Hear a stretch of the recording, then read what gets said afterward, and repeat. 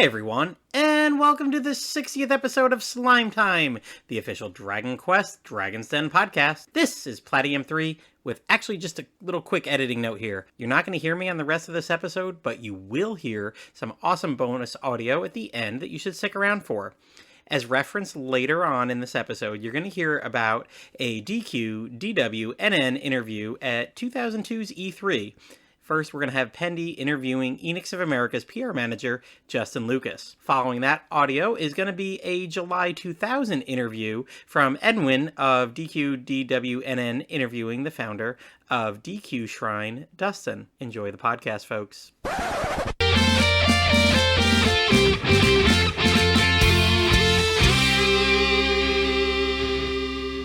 Hi, everyone, and welcome to the 60th episode of Slime Time, the official Dragon Quest Dragon's Den podcast. This is Pendy. And this is Liamland. Okay, I am all ready for this year's E3.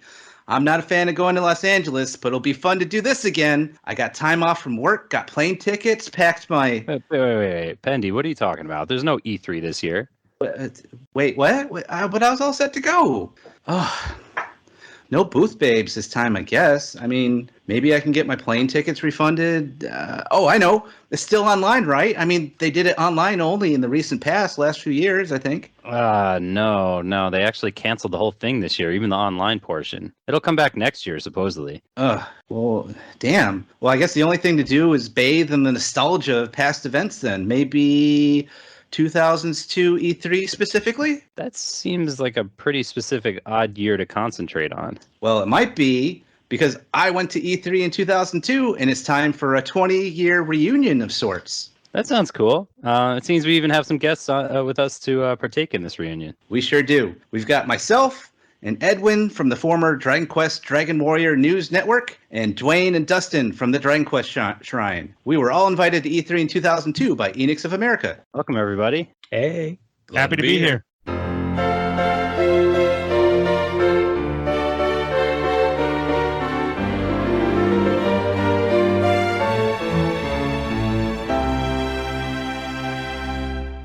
So that sounds great. So speaking of our guests, let's get to know you a little bit better. That's right. For guests that are new to the show, we ask them about their Dragon Quest interests. So we know Dwaine, but Dustin and Endwin are new to the show. But can you ever really and truly know Dwaine? No, I am an international man of mystery.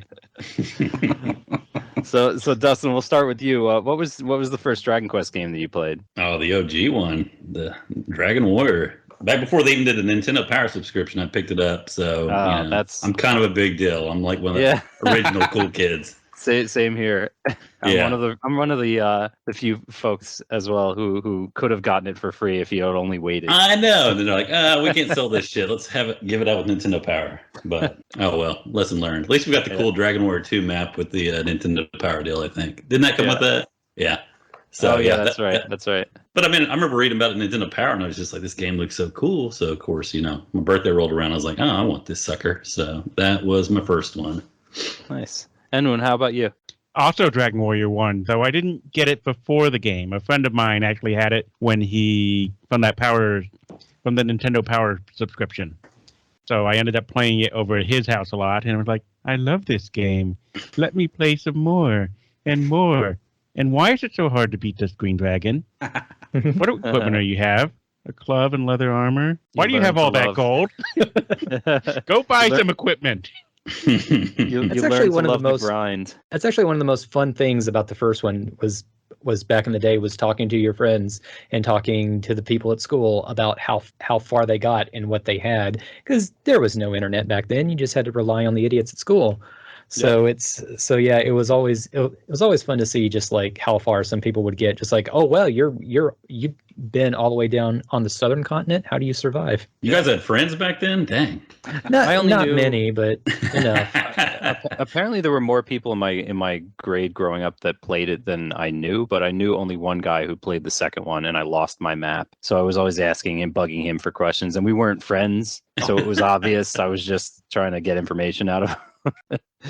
But yeah, you would need that for the Cave of Rome, that's for sure. Yeah, especially for like just even things that you would find on the map that were kind of hard to find if you didn't have a map, like the Mirror of Ra. Yeah. And and just like specific locations for where to find the cloth for the water flying clothes, things like that. Or the crest. Ugh, some of them. Oh, the crest. Oh, yeah. Yeah. Yeah. I think I found some of the crests before I lost the map, so I was in decent shape. So is that universally everybody's least favorite Dragon War game? I love it. Yeah. Do you really? I love it a lot. I think hard. as far as like sequels go, it's successful in taking the original idea and expanding upon it.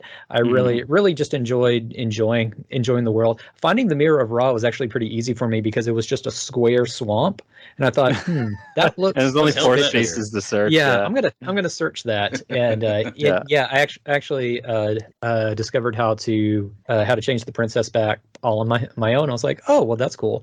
But Nice. like one of the coolest parts was keep finding your way back to Alefgard and hearing the old music and all that. Oh, I yeah, love it. I still have a lot of fun memories. Yeah. I think if and they then did the level cap, I wouldn't have such issues with it. But like that and Roan at the end, it's just like, oh, this just feels like it requires so much luck to get through this. Cave to it. unblockable death spells. Yeah, but I do like seeing, going back to the old Alefgard and seeing how Breckenary is like in a different position in every interpretation of the game. It's like on the left side, and then it's on the right side, and then the castle's like up on a trail, and it's down here. So it's like it's kind of fun because you look at a game like Dragon Quest Builders, and you really see like, oh, all right, yeah, Dragonlord is just up in his castle in Charlock Castle. That's like super close. He could just come down at any point, destroy everything, and they got to rebuild it. Yeah, that's probably what happened multiple times. That makes Well, sense. that's good. Speaking of everyone's least favorite game, or at least one person's least favorite game, let's go with some of our favorite games in the Dragon Quest series. Edwin, let's go back to you. What are some of your favorite games in the series? My favorite game is actually Dragon Quest V, and I think that's a little bit more unconventional of an answer, but I just think it's the perfect combination of a really concise story. I really love the whole 3-generation thing. It's just like, hello, Demon Lord. At the very end here, you have screwed with my family for 3 generations, and we're all here to express our displeasure. Yes, that's awesome. And I didn't write this. I didn't write this down here. But what about do you have a favorite spin-off as well? I never really played many of the spin-offs. The only spin-offs I played is Dragon Quest Monsters and Dragon Quest Monsters Joker. So the original Game Boy one and the DS one, 3DS one. Yeah, yes. Gotcha. What about you, Dustin? My favorite one would probably be 3 because, like, back then, especially like living in Oklahoma, in a small town, like you could not find these damn games anywhere. Like, I could rent 3 at the local grocery store. For some reason, they had it, so I'd rent it all the time. Loved it, and then like just discovering towards the end that you're actually Edric or Rodo, and like going an Alefgard. Like that was such a cool reveal to me. It just like blew my little like 10-year-old mind or whatever I was at the time.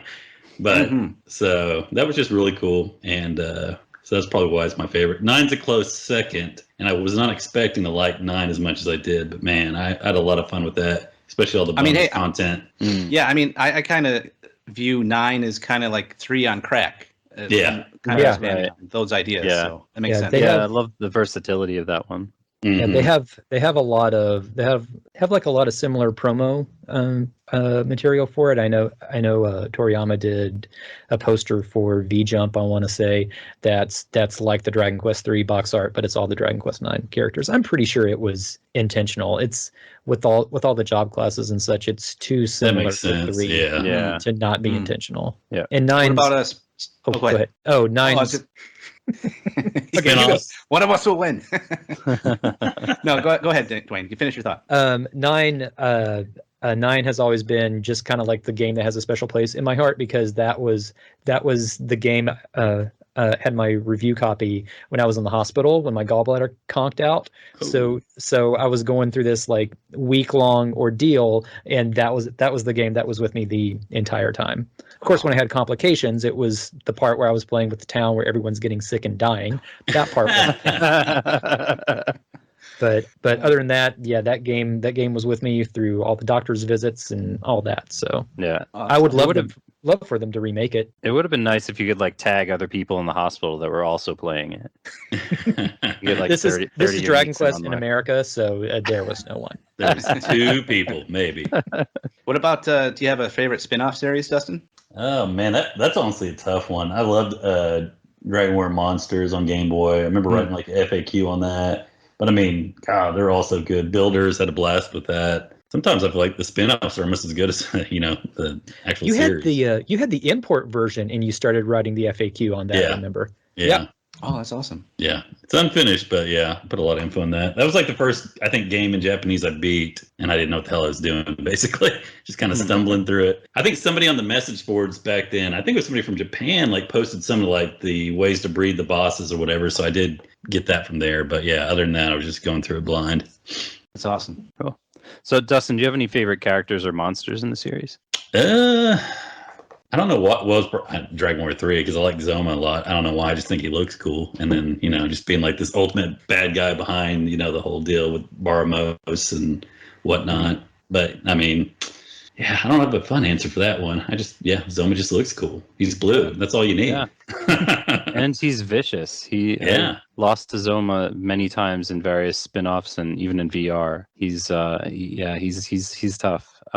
In the original one, you could actually cast heal spells on him to damage him, but I think they took that out because I don't think you can cast. I don't think you can cast heal spells in the remakes. Oh, really? I didn't know that. Yeah. Yeah, they even just had a recent Dragon Quest Tact commercial in Japan where they're going to feature the Hero of 3 as one of the new characters, and it's they're in a bar. The Hero of 3 and Zoma are talking to each other, and the Hero of 3 is all sad because he's not in the game yet, and he gets a phone call that he's in the game, and Zoma's giving him a hard time. It's funny. Oh, that's Check that awesome. out. Yeah. Do you have a YouTube link to that? I do. And I'll put that in the show notes. Okay, cool. Yeah, I'd like to see that. Yeah. Awesome. Hey, Endwin, how about you? Any favorite characters or monsters in the series? I've always had a soft spot for Esterk and Necrosorrow from Dragon Quest IV.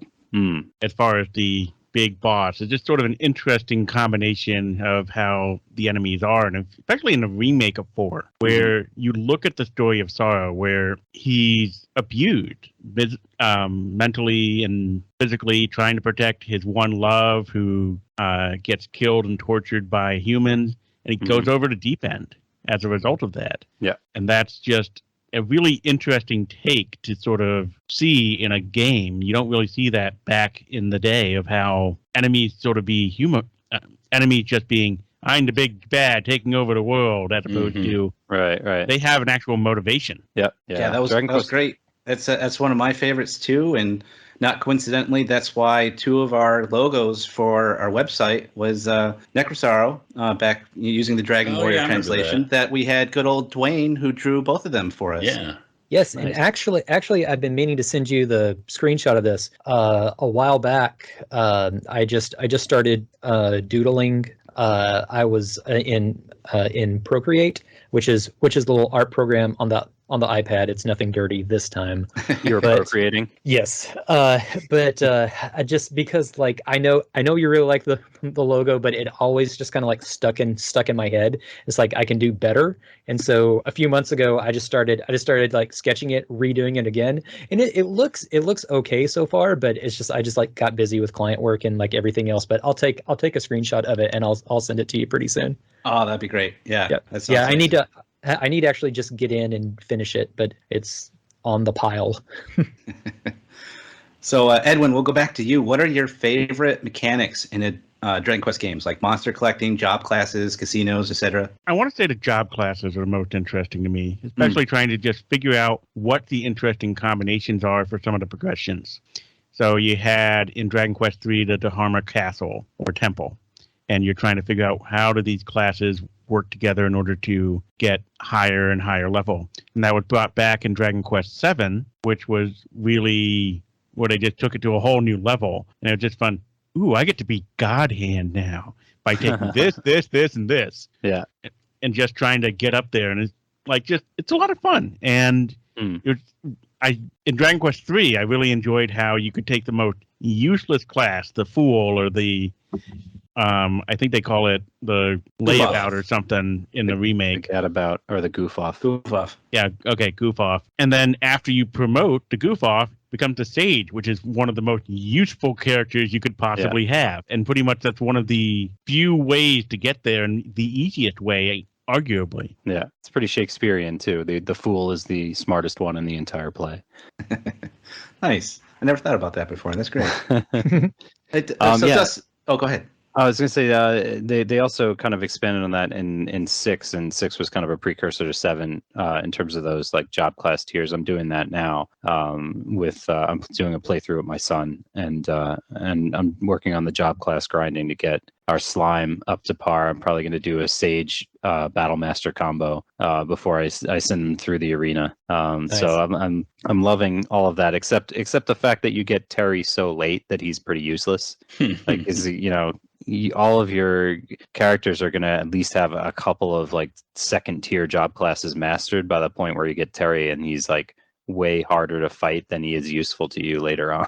Yeah, they made him a little bit stronger when you get him in the remakes, I remember. So that's good. I think he's like level 15 when he joins or something like that, but he's got like no job classes, which he's got a few job classes when you get him in the remakes, if I remember. I mean, as someone who's a monster master, you'd think he'd at least have just automatically mastered monster master job class. He's always the trope of the super overpowered character that when you finally get him, he's just garbage. I'm like, I'm just going to go back to what I was using this entire time. Yeah. I remember Sorrow in Heroes was like that. He was super hard to fight, and then when you get him, he's just worthless. So, Dustin, how about you when it comes to mechanics? Oh, the job system is really good in those games. I probably, like I said, on 9, I enjoyed it so much because the extra content with like the maps you find, and you go and fight like the old bosses, and just like how much more that adds to the game, and how the difficulty just like spikes suddenly. Like you're like, oh, I've got this game beat and mastered, and it's like, nope, you're not even close. Like you can get as crazy as you want with this. So that was fun going through all that stuff. That's probably one of my favorite mechanics outside the job system. Nice. So Dustin, what's one Dragon Quest game that you really wished had gotten localized that we missed out on? Oh, 10. Which I've not played, but answer. I mean, as much as I enjoy Final Fantasy like 14 and whatnot, I mean, I think 10 would have been great to be able to play over here in English with everybody. So yeah. So Endwin, how about you? I would have to agree with 10. I think pretty much most of them have actually made it over to the States in some form or other at this point. Yeah. You can conceivably play 1 through 9 here and 11, just not 10. Yeah. Yeah. Did we not get one of the slime games? Is that it? Like the first and third slime Mori Mori games we didn't get, and it's still I still think that they were nuts for not bringing out the first slime Mori Mori games, because like I get why, but it was the perfect pick up and play game. It would have been a perfect introductory game for people of all ages to get into Dragon Quest. And the one I did bring over is a blast. Mm-hmm. Yeah, and that's if you played Rocket Slime, you can go back and play Slime Mori Mori 1. Oh yeah, easy. It's essentially the same game without tank battles, but it's super easy to play through even without understanding Japanese, or probably if you tried to Google translate it, it would probably be okay. I like the first one a little bit better than the second. The third one I never played, but it just seemed like they just reused a bunch of assets and kind of continued the same thing that they were doing with the second. The thing about the third one, I haven't played it yet either. But from what I understand, they took out the slime rescue, which yeah, and they it's boat battles instead of tank battles. But one of my favorite things to do in that game is rescue all the slimes and then get letters from them. Letters and see how they're doing. So maybe that's why the third one didn't sell as well. I do need to check it out though, because it's got like that. It's got a couple of FMVs in it that look pretty cool. That one where like the camera circles around Rocket and he's like completely shocked about something. Oh yeah. That second one, I think has like the best little animated intro trailer, like whatever, because that thing is so much fun. Yeah. And it's so well made too. Yeah, and the third one has a fan translation for it out there too. So that's right. Does a fan translation. Yeah, nice. Yeah. We interviewed the folks that worked on it. Nice. I need to check that out for sure. So we got answers from Dustin, Endwin, Pendy, and Dwayne. I'm going to extend that to you guys. What's one Dragon Quest game you really wished had gotten localized? Are we all in agreement with 10? I would say 10. Oh yeah, 10 definitely it'd for be me, nice. but a close second would be Theater Rhythm. Even though you don't Okay. really Yeah. need Oh, much that's of a a good- translation that's for a it, good I one. wish we'd gotten it. Yeah. 10 I would like to try. I do think like we maybe have a little bit of a chance in getting 10 offline, maybe. Yeah. But Yeah, supposedly they're trying to make it all single player or something. can't filthy Americans play 10 now without being kicked off the server and banned from existence? Yeah, Yes. there's no block on it anymore. At least Yeah, in that the was United weird. States. That was weird. Yeah. Like just like you think as long as the company's getting money, they wouldn't care. Yeah, that was You weird. think? That was weird. But yeah, I think because we've gotten a localization date for Treasures, which is after offline comes out in Japan. I don't think we're gonna get it. That's my guess. You don't think we're going to get offline? No. I'd be surprised if we don't. I mean, people think that's keep the pointing to only that one version we're gonna producer that get. said like, "Hey, we won't bring over 10 online, but if we ever do offline, then that seems like a good idea." But I Right. don't know if that's going to happen because like 10 comes out in late summer, early fall offline, and then Treasures comes out way in December, and we already have a localization date for that one. Yeah. So I'm. But it doesn't cynical. necessarily mean they won't localize it like a year later. True. I mean, true. I really want the MMO version. I think that would do wonders for like Dragon Quest fandom in the US because you get a lot of MMO fans who've never played a Dragon Quest game before who would really get into that. Oh, I agree. I think it's made back its money at this point. Maybe to kind of justify the cost, maybe they're worried that Americans would just like teabag all the Japanese players or something. I don't know.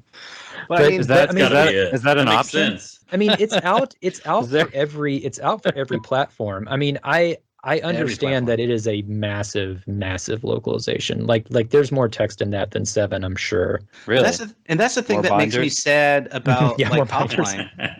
Is because like they could use offline as a jumping off point for the online. Like, release offline outside of Japan, see if it does well, and if it does well, then you can do the online. If it doesn't do well, then that justifies you not doing the online for so many years. You know, it could be a good experiment to see if there's any actual interest in the online portion if they try and sell the offline game. But that that would make too much sense. And I think Yeah.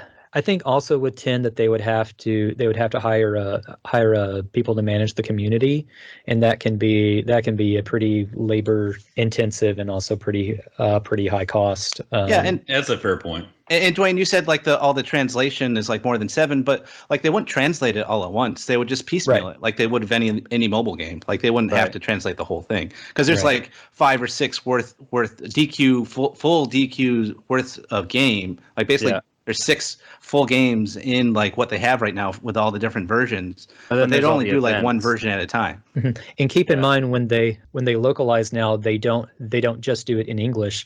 They do it in French, Spanish, Italian. That's the same language anyway.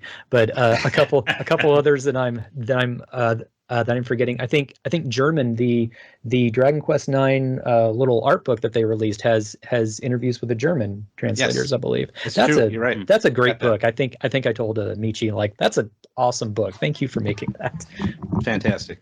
But yeah, I mean, and that's kind of like with the mobile games, that's how they make their money. When they make that global edition, they'll have like TAC, for example, has Korean, Chinese, and then several English and several different European languages, so that they have all those players pulled together in one server, trying to make a decent amount of money off of everybody. So yeah, but It'd be nice. hopefully I one don't day. think it's going to happen, but I think it'd be nice. Yeah, It would we be just nice. need Elon Musk to like be interested in Dragon Quest and then start taking an interest with it. That's it. There is Apparently not. no- Good talking the devs.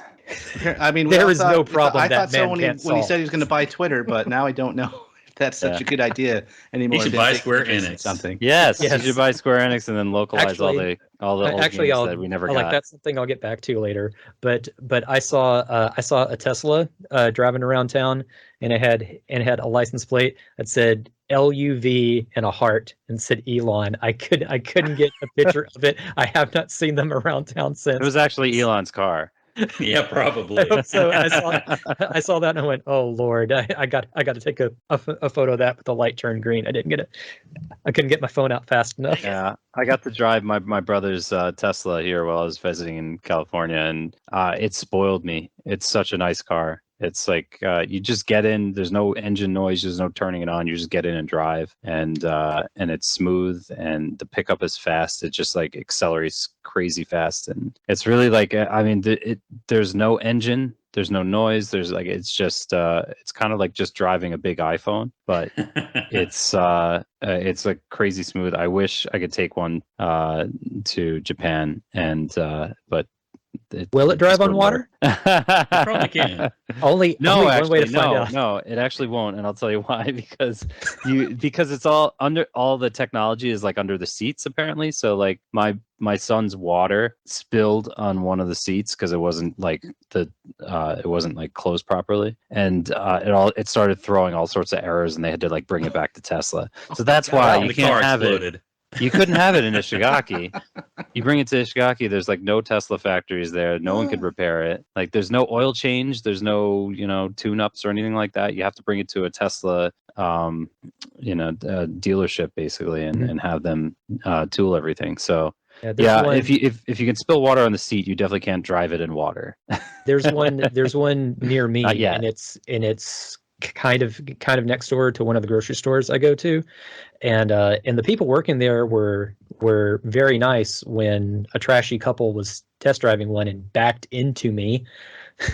Ooh. Yeah, Really, it should have thrown all sorts of warnings for that. exactly, It's like exactly. it's like Which super is loud. Spilled why water on it. It didn't work. Oh, yeah, Like, yeah. it's just when a white lady with dreadlocks and a bunch of American flag neck tattoos gets out of the car Oh, that's and just my like, wife. oh wow, you don't have your backup camera on or anything like that, it's going to be a problem. Yeah. Well, I Like, think it me. Why didn't you watch where I was going? Yeah, exactly. I think on that note, that's the perfect note to end Segue. on and transition to our next All portion right. of the show. Tesla Now is the that we've sponsor felt- of this podcast. So anyway, Dragon Quest. Yeah, and now that we know our guest a little bit better and more about Tesla and the people that drive them more than I ever thought I would know about them, let's talk about E3. All right. Yeah. Oh, that thing. Much appreciated for bringing it back to what we're supposed to be talking about. So the reason we are here tonight is because Dustin, Dwaine, Pendy, and Endwin were lucky enough to get invited to E3 in 2002 by NX of America. Yeah, but why? I mean, were we just invited randomly off the street to go? Yeah, I mean, I think they were They just grooming pulling us? random hobos off the street, but no, I mean, Well, maybe. they said I was good looking. I don't know about y'all. Yeah, you still are, by the way. So I mean, you tell us you were there, but in all seriousness, let's get into the background of why everyone was invited. All four of you were involved in Dragon Quest fan sites at the time. Dwaine and Dustin, tell us about the creation of the Shrine site, Dragon Quest Shrine. So I originally started it back in, I think, like 8th grade. What was the year? When did it start? Was it 96 or 97? Is that 96. Okay. Yeah. So started it back then, and it was just basically like, I remember looking up Dragon Quest in some search engine back then because, Google didn't exist in those days. Alta Vista. Yeah, it probably was something like that, or web crawler or something. And like they had like screenshots on the NX Japan website of like Dragon Quest, and I was like, oh man, so like that's what that box art looks like. That's way cooler than what we got. And so I just kind of went off that and started posting like stuff I found on there and other sites, and then slowly grew. And then I can't remember exactly how we teamed up, Dwaine. I think like I remember seeing your site, and I was like really impressed with your coverage of like that manga and anime and whatnot that you had, and of course your art skills. And I was just like, hey, you want to join forces? And you were like, yeah, sure. And then boom, much. you redesigned the site, and it looked amazing. And then The one that I've been working on for forever. It looks great, and I love it so much, and I wish that I really do want to finish it someday.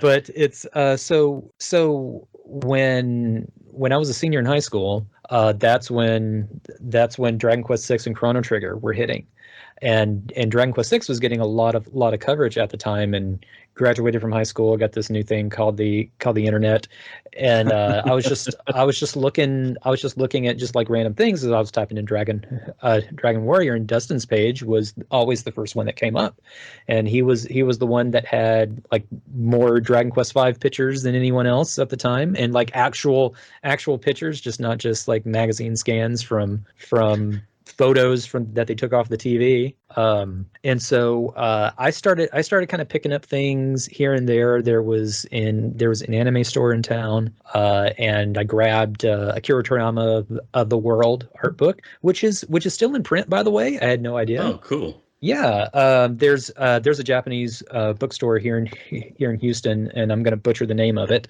but it's but there's one in New York and there's one in LA, and they carry English and Japanese stuff. And yeah, Akira Toriyama of the World is still in print. So and it had the character designs for the Able anime. I was like, wow, I've never seen this before. So I'm gonna plop this down on the scanner, scan it up. Picked up a couple things here and there, just like the soundtrack and all that, and I made the manga and anime page. Picked up a couple. So I had gotten at also the same anime store was the second art book for Emblem of Roto. And I think they would just grab random things to put in the store, and that was one of them. So I was like, okay, well, this is cool. This has some cool stuff. I'll scan it up and I'll make my own page. And Dustin and I corresponded, and we became friends and started sharing info back and forth. And I think for a while there, the shrine was kind of like it had hopped servers a couple times. Yeah. Because back then web hosting was way tougher, kids. Yep. Yeah. And there was a company that had just started in Houston and was offering web hosts like a lot of web hosting space, super cheap, domain name and everything.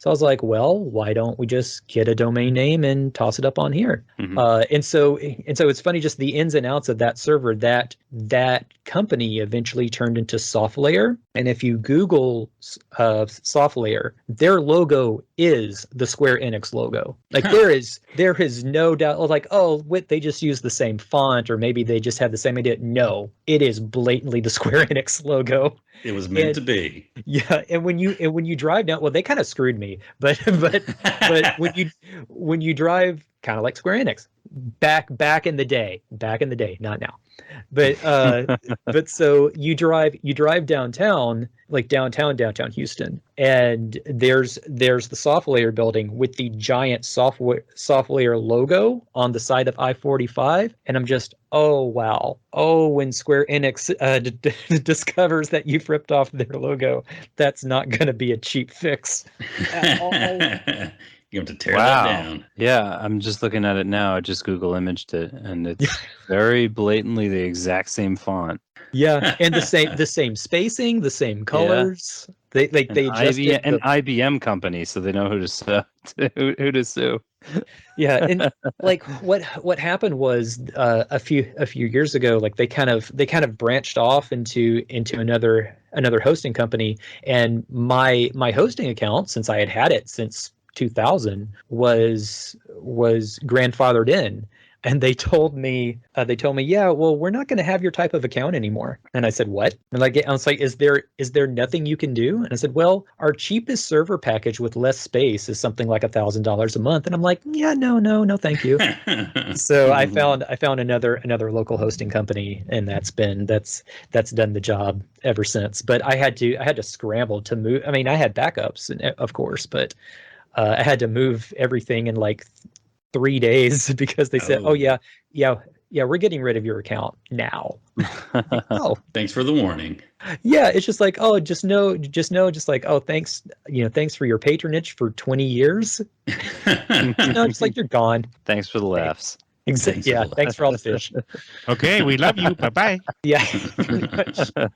I think our two sites were one of the staples of the community back then, and I believe Paul Handelman, the president of Enix, said that we were the sites that kind of kept things going and kept interest moving, and through those dark days, and kind of helped allow them to come back. Yeah, I definitely do remember Dustin's site before you guys joined up. I remember Black going to background. that site. Yeah. Yeah, it was very GeoCities. And then when you joined up and Dwaine, and you added the artistic element to it, and it all just kind of came together, like all the information together. And Dwaine, you even had some scans I'd never seen anywhere else to this date, including the Dragon Quest IV claymation scan, where they're like at the with the wagon and everything. Mm-hmm. Yeah, like, that's you sent me a high res version of that scan a while back, and I appreciate that, because I still had I right clicked on the image that you had up there, and got the low res version from like 1998 or whenever I got it. It's one of my favorite Dragon Quest images of all time. I have no idea like if it was from an article or it's in I believe the second guidebook for the second official guidebook. There are two, and I think that's in volume 2. I've got them on the shelf over there. I have to look. Okay. But yeah, one of the things when I was redesigning the sites is going in finding some of the things that Dustin had, but I didn't. And just going and finding those things and rescanning them and getting them nice and big, and then watermarking them so all the other sites don't take them. That's right. I remember you had like just the anime stuff. I was like, I didn't even know this shit existed. Basically, like senior stuff. I was like, it blew me away at the time, because it was just the Roto side story stuff. I had no idea existed. Yeah, and there's still a giant catalog of Dragon Quest Gangan manga that I don't think is listed on the Square Enix side or just anything like that. You can't really find them much. So, and I need to do a better job of kind of updating the info. You can find lots of stuff on Dai, but that's a Shueisha property. So it's amazing that the fan sites are able to collect this information more than Square Enix is able to, like, catalog everything.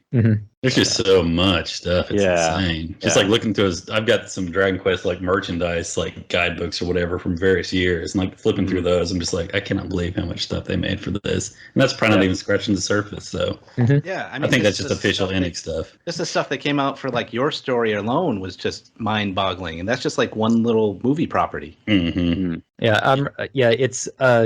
one of the hardest parts of working on the shrine is the merchandise page, because there's so much of it, and it's nearly impossible to track down like every single little bit that they've done over the years. I mean, the product guides help, but there's always these like random things like Dragon Quest phone cards that have exclusive artwork to them. And it's like, okay, let's find let's try and track down a phone card from 1992 that doesn't have any minutes on it or something like that. Yeah. Nice. So what about you, Endwin and Pendy? I know you were involved with the Dragon Quest News Network. What can you tell us about that? Yep. So, like you said, me and Endwin were involved in the Dragon Quest Dragon Warrior News Network, or DQDWNN.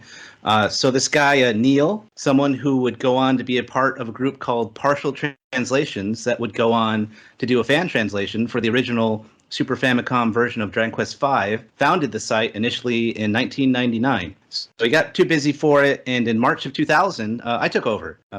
As I had mentioned before, I even convinced Dwaine to later on do our site logo, doing Pizarro, which was amazing, and he did a updated one for us years later, which is great. And the public server that it was initially on wasn't that great, and Endwin had his own personal server, and he generously let me use it for the site. It was so nice after that to have it on a server of that caliber, because dealing with like the different server, because I was using like free server companies back then, and you had ads or something like that, and it was bad.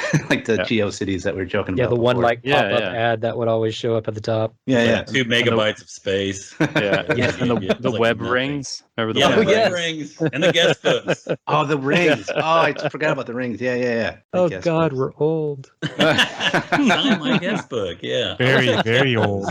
Yeah. Dang. There's an old man over here. Bunch of Boreas over here. Mm-hmm. I'm not 44, almost 45 years old. No. No. Mm-mm. I'm not like most teens. I'm in my 40s. We're not old. We're just historians. That's right. That's right. That's good. Dragon Quest historians. I like that.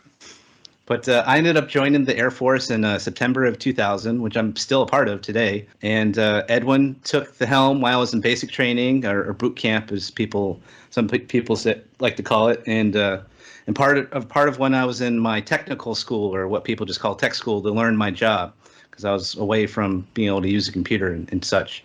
So after being allowed more freedom to go out during my tech school days, I was finally able to come back on board by using a local internet cafe back when those were big. I Because remember I couldn't that. get internet in my room or anything like that. And Edwin continued to host the site on the server for many years and contribute stories as well. Edwin, do you remember how we met? My memory is just a little fuzzy on that exactly. Mine is 2. Near as I can piece it together, we met through a combination of either the ICQ channel that on Ethernet or Oh, the other one, or the Ethernet. Dragon We have Quest one. channel. Yeah. Okay, that makes sense. That is We're- the most likely place, and then probably moved some conversations over to AIM and ICQ. Yeah. How did you go about getting like your own personal server and all that? It was actually physically my own computer, so we had. Okay. I was about to say, I was like, yeah, you used to have one. I have many. I still have many.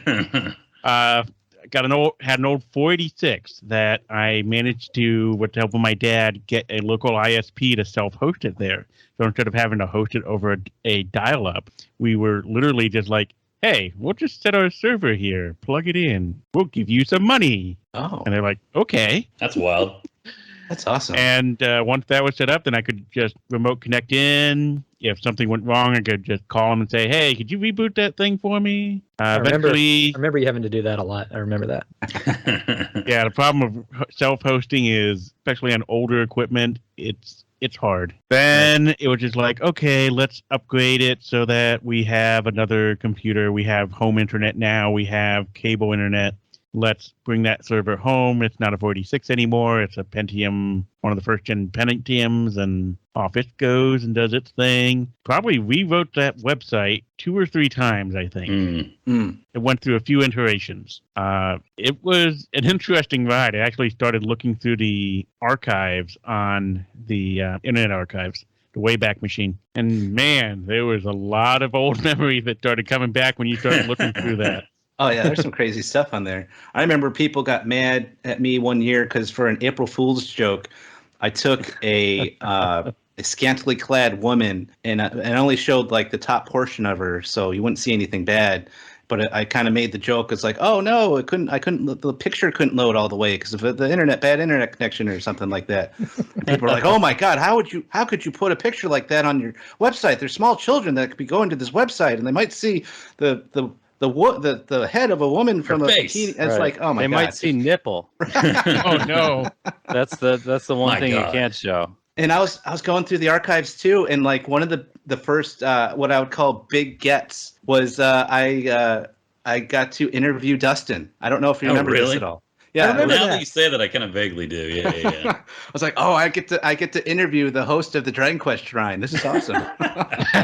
You and me both, man. When I was trying to attempt that old Dragon Quest radio, I Yes. remember interviewing Dustin. I forgot about that. Yes. Yeah, I Oh, wish I and it still had was- the audio for that, but I'm it's- glad you it's don't. I'm lost. sure. Oh, you were trying to. I've got do a it, I radio think. show? I've got it. I think so. Damn it. I think I've got it on a zip disk somewhere. Really? It's mine. If you could Yeah, dig it's- that up, I would love to hear You it. still It have a would working make me zip laugh. drive? Wow. Yep. And it was through. He used to listen to it through Winamp too. Oh yeah, Good yeah. God, So- Yeah. we're old people. I Yeah, had, setting up a Shoutcast server or Icecast Yes, in order yes, to do the self audio streaming. Yeah, Oh, I man. had one of those for just I had a bunch of Dragon Quest orchestral soundtracks, and I created a Koichi Sugiyama radio station, which was just a mix of them, a bunch of them. Oh, And man, I didn't know a remember that. damn thing about bandwidth. My internet kept going down, and my dad's like, well, you know, why does the internet keep going down? I was like, oh, I don't know. Wow. Just streaming. Yeah, I remember doing the Oh, same thing. It was just like, and 2 people can listen. That's it. Yeah, exactly. In like 1998 or whenever, 1999. I That's didn't. about the amount of visitors we had to our websites back then, so it was fine. I didn't realize how fortunate I was with the web host company that I got, because it was unlimited bandwidth. Because this company, I believe it was like everyone's internet at the time, they were just nuts, because they're like unlimited space, unlimited bandwidth, unlimited emails. So you can do like whatever you want. Just come to our server, build a site. I think it was like rack hosting. Yeah. So they're like whatever, and just like everyone was having issues with people hot linking images as avatars and things like that. I'm like, well, that happens to me all the time, but no one's charging me like $1,000 for it. So I lucked out on that. Could you kind of like grandfather in and just like never leave their service and just continually get that? Or I think I think like what it was like that until about 2005, and then they changed up. I think they split. They went to like Rack Shack or HostGator or something like that. There was a change of management, and I think Rack Shack turned into SoftLayer. This is riveting for the people listening, I know, but this is for the 5 people who live in Houston and that are really up on like web hosts. They're like, yes. but for everyone else, they're like, what is this bullshit? I came here to listen to E3. skip. Yeah. But yeah, so we've established that you're DQ fan site cred, and so how did the E3 invite happen? man, that was such a nice surprise. So after closing down during the Super Nintendo era, the Enix brought back a localization office in North America called Enix of America in the early 2000s. And at that point, before we were invited, they had brought over Dragon Warrior games such as 7, Monsters, and the remakes on the Game Boy Color of 1 and 2 and 3. Enix of America had decided to do a grassroots PR campaign with the Dragon Quest fan sites. The PR person for them was Justin Lucas, and he extended to all of us free passes to go to E3. And at the time, the only people allowed to go to E3 were the press and industry people. So to get invited was a pretty big deal. It was amazing. And Dwaine and Dustin, do you remember getting invited and talking to Justin about the passes and stuff? I remember getting an email about it. I can't really remember the details, but I remember I was also kind of like, so is it like flight and stuff included too? And they're like, no. Because like I was so broke back then. I was like fresh out of high school. I had like no money. And I'm like, well, shit, I got to come up with like airfare. Because I'm going to go, but I got to figure this out. But of course, made it happen and everything. And then we all ended up sharing a hotel room because I think we're also broke. Yes. So that was fun. I remember watching like random anime or whatever, and then wandering the streets of LA in the bad part of town, being like scared to death, basically. Yeah, we should have gotten a shot good at part some of town point there. in LA. I don't know, and I've been back since, and like, I'm from Oklahoma, so like LA people out there, you can hate on Oklahoma all you want, but like, when I went there, it was just like Babe in the big city. I'm like, what the hell is this? Like, You're walking around like, traffic and everything. anybody I'm like, Dragon Quest fans? So Do you like hell is that? video It's games still- at a place called E3? yeah. I just remember the traffic being so bad, and I think I remember you, Pendy, saying that too. Just like, it's such a different world out there with Yeah, all we'll that. get into that later. Yeah, and I think Woodis. I talked to Woodis about this, and his memory is kind of fuzzy about it. But I'm pretty sure that Woodis from the Dragon's Den was also invited, but I don't think he was able to make it for whatever reason. I think he had something else going on, or maybe he had the same airfare issues that we were trying to struggle with, that most of us were. But yeah, I mean, like the two big sites was like the Dragon's Den and the Shrine, and we were, Edwin were kind of going on our way with the news site as well. But I remember when I first came onto the internet finally in '98 when I went to college, and my roommate had a computer and we had a T1 connection out of the university that we were in at the time. Like, yeah, I think Woodis's Dragon's Den site was the first one I found, with the shrine being shortly after that, because there wasn't much out there. And you guys were, the pioneers of Dragon Quest fan sites, so it was great. Yeah. Yeah, I remember all of the just like straight up HTML sites where it was just everything was designed HTML with like occasional. It was mostly text and like occasional images. Mhm. So even Dragon's Den back then was like that. And that's something I was coming from a print background. Mhm. And so I started getting into designing web pages, and for the longest time I used Claris homepage. Mhm. People remember that.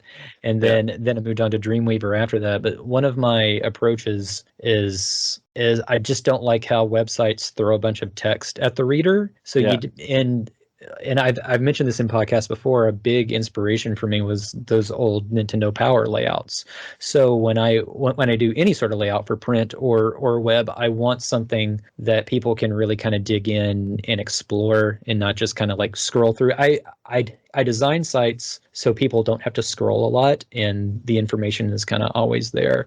Yeah. Which kind of stings, because the design that I was working on for the shrine worked perfectly on desktop, tablet, and phone. So I'm just like, and Mimos designed such a wonderful menu interface. I remember, I remember like it's perfect. It was like a circle with like Mhm. the options like around in a circle, and then With a little them. slime, and it drops down. Oh yeah. It drops down, and it's so easy. I told her just like what I wanted, and it was pretty basic and straightforward. Mhm. And she made that she made that happen, and then some. She did an excellent job. Wherever she is now, I will never stop telling her thank you for that. Nice. But I remember she's still around. We just interviewed her like a couple of years ago for Dino Daiboken. Oh, yay. Okay. Like she posts on occasion, but I don't talk to her as much as I used to. So, That's cool. I didn't realize she was involved in the coding for that. and she did it for free. I'd offered to pay her, but she's like, "No, it's cool. I just enjoy the series." I'm like, "Thank you so much. It's perfect." Because I am an artist. I'm not a coder at all. Mhm. Yeah. I try and code things, and I just get, because it's weird, because in design, if you set like a type style, it stays that way throughout the entire document. If you set a type style or something in CSS, it's just going to randomly stop and just do whatever, and makes you throw your laptop at the wall. Yeah, I remember learning HTML back in the day for the site. yeah. And I wasn't great at it. I learned very quickly that it was not my forte. And when Endwin came in and lent his technical expertise to the site, a huge improvement on how everything looked. It was great. So I'm always thankful to Endwin for that, and serving. Yeah, my coding skills in HTML extend to Netscape Composer. So Yep, I use that too. Hell yeah. I mean, that was great. That was a great little like beginning program. Just anyone can make their site. I mean, you don't get that now. God. Yeah, my only problem is I never stopped beginning. Yeah. It just think gets I more and used, more complicated. I still develop a few little websites for side projects, and I start looking at how things are done and just like, this breaks my brain. How do people make websites? It's weird. It's weird because like with print, you had to learn how to type PostScript code to do desktop publishing, but now we have InDesign. I still don't know why we don't have a better type of program that's closer to InDesign but for web. But anyway, I remember getting email about going to E3, and I'm like, well, cool. This sounds like it would be a really good opportunity. Because I think they were having kind of a bum year as far as Dragon Quest goes. They weren't having any Dragon Quest titles that year, and I think they kind of wanted to bolster fan support a little bit, which is fine. But it's like, heard about it, and then I didn't really hear anything about it for a while. So I wound up just calling Enix and talked to Paul Handelman, and I felt so bad. I felt so bad about having to call, because like it didn't want to feel like just like I was trying to mooch something off of them, because I wasn't. It's just I just haven't heard anything back, and I just wanted to follow up because I needed to book a flight. Yeah. So what were your favorite memories from going there? How about you, Endwin? Let's start with you. It was just a spectacle of it. It's almost like almost a gamer version of a religious experience. You go there, and it's like Had those. I have reached gaming mecca. It was just crazy from it. I remember when we first got there, I'm like, I don't even really know what Dustin and Sean and all these other people look like. Mm-hmm. We're supposed to meet at this hotel. I look around. I see this car. Those kids look unnerved. Good. They're probably the They people look I'm looking nervous. for. You're probably Dustin, Dwaine, and Pendy. Yeah, Exactly. we're all risking each other being a serial killer or something crazy, and we're all in the same hotel, meeting each other for this first time. Yeah, and it worked out. So It's like Pendy, you're you and flying I to LA joke- to meet people from the internet? Are you crazy? Yeah. Back in the I think- 90s or back in the early 2000s, Yeah. it's Yeah. unheard of. That's how you end up on Unsolved Mysteries. Yeah. This was my first time flying post 9/11 too. Oh yeah, me So too. that was, and again, old people. That's a very different experience. I remember when you used to just go up to the terminal and hang out. Can't do that Yeah. anymore. Yeah. Had to take off your shoes now. I used to just ask you the three big questions. Did you pack your bag? Did someone give you some sort of thing? I even forget the third one, Yeah. but it wasn't really that important. Yeah, and They you, asked you three questions, and then Do here's not your answer ticket. them Go wrong. away. Go through Answer these security. questions 3. and you do not joke with the TSA agents No, about you it do too. not. No. No. They don't like that. They will throw you in that little room, and you'll probably never see your back again. Exactly. Sound like you've But- experienced. so, yeah, that. But it sounds like fun. I went there. It was really fun. Just meeting everyone in the car eventually, and then okay, let's go get checked in. And then we walked 4 Mhm. blocks, 5 blocks to get to the actual convention center. Mhm. It's I'm hauling a laptop. Sean has a camera. Dustin, I don't even remember what you had at the time. And then we're at E3 and we're looking around and we're where's Dwaine? And trying to I was talk the to odd man out. Dwaine, and Dwayne's I'm at some sort of other entrance with a tank. Oh yeah. And we're we don't see a tank. We're looking around what tank? And Dwayne's actually driving the tank. Yeah. Yeah. So what I love I about came the here to story get is, Dragon Quest games. Why aren't they here? Damn it's it. the traditional 4-person party for a not farty party for a Dragon been Quest party. game. There it was probably farty going on too, to be honest. But a 4-person party going on, with the 4 of you at the E3 event, and even trying to meet up with your 4th character. Mhm. I didn't know the LA Convention Center had 2 entrances. I didn't know it was in 2 separate halls. I thought it was just, there. Because in Houston we have the George R. Brown, and it's just one big rectangle building. So yeah, I didn't know it was this kind of sprawling thing. I was just well, I'm here, and this is the days before Google Maps, so Yeah. you had to get your stuff off of MapQuest. The place was massive. The whole thing was massive. Mhm. It's like having a con on an Imperial Star Destroyer. Oh yeah, and that tank was from America's Army. I remember, Oh, yeah. which just reminded me of the which just seemed like a recruiting tool from that one episode of The Simpsons. Oh yeah. Yeah. Join the Navy. Yep.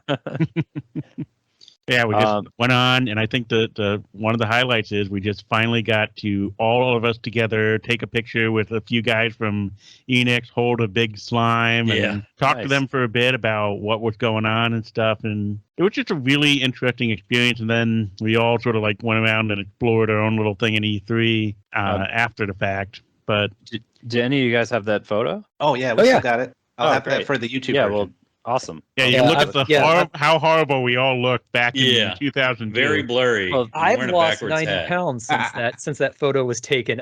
95 actually. So Dang. I'm looking. I would want to Svelte. say I'm looking better. So, Yeah, So with Dustin, my very poor digital camera that I had at the time. Yeah. I had some disposable one, and I took random pictures, and they all turned out terrible. So I still have them. I need to scan them and upload them, even though they're awful, just because Yeah. you can see certain stuff there. They look great if you really zoom out. Yeah, yeah. Pendy had his gallery, which I'll come back to later because there's a certain picture that he had that's worth discussing.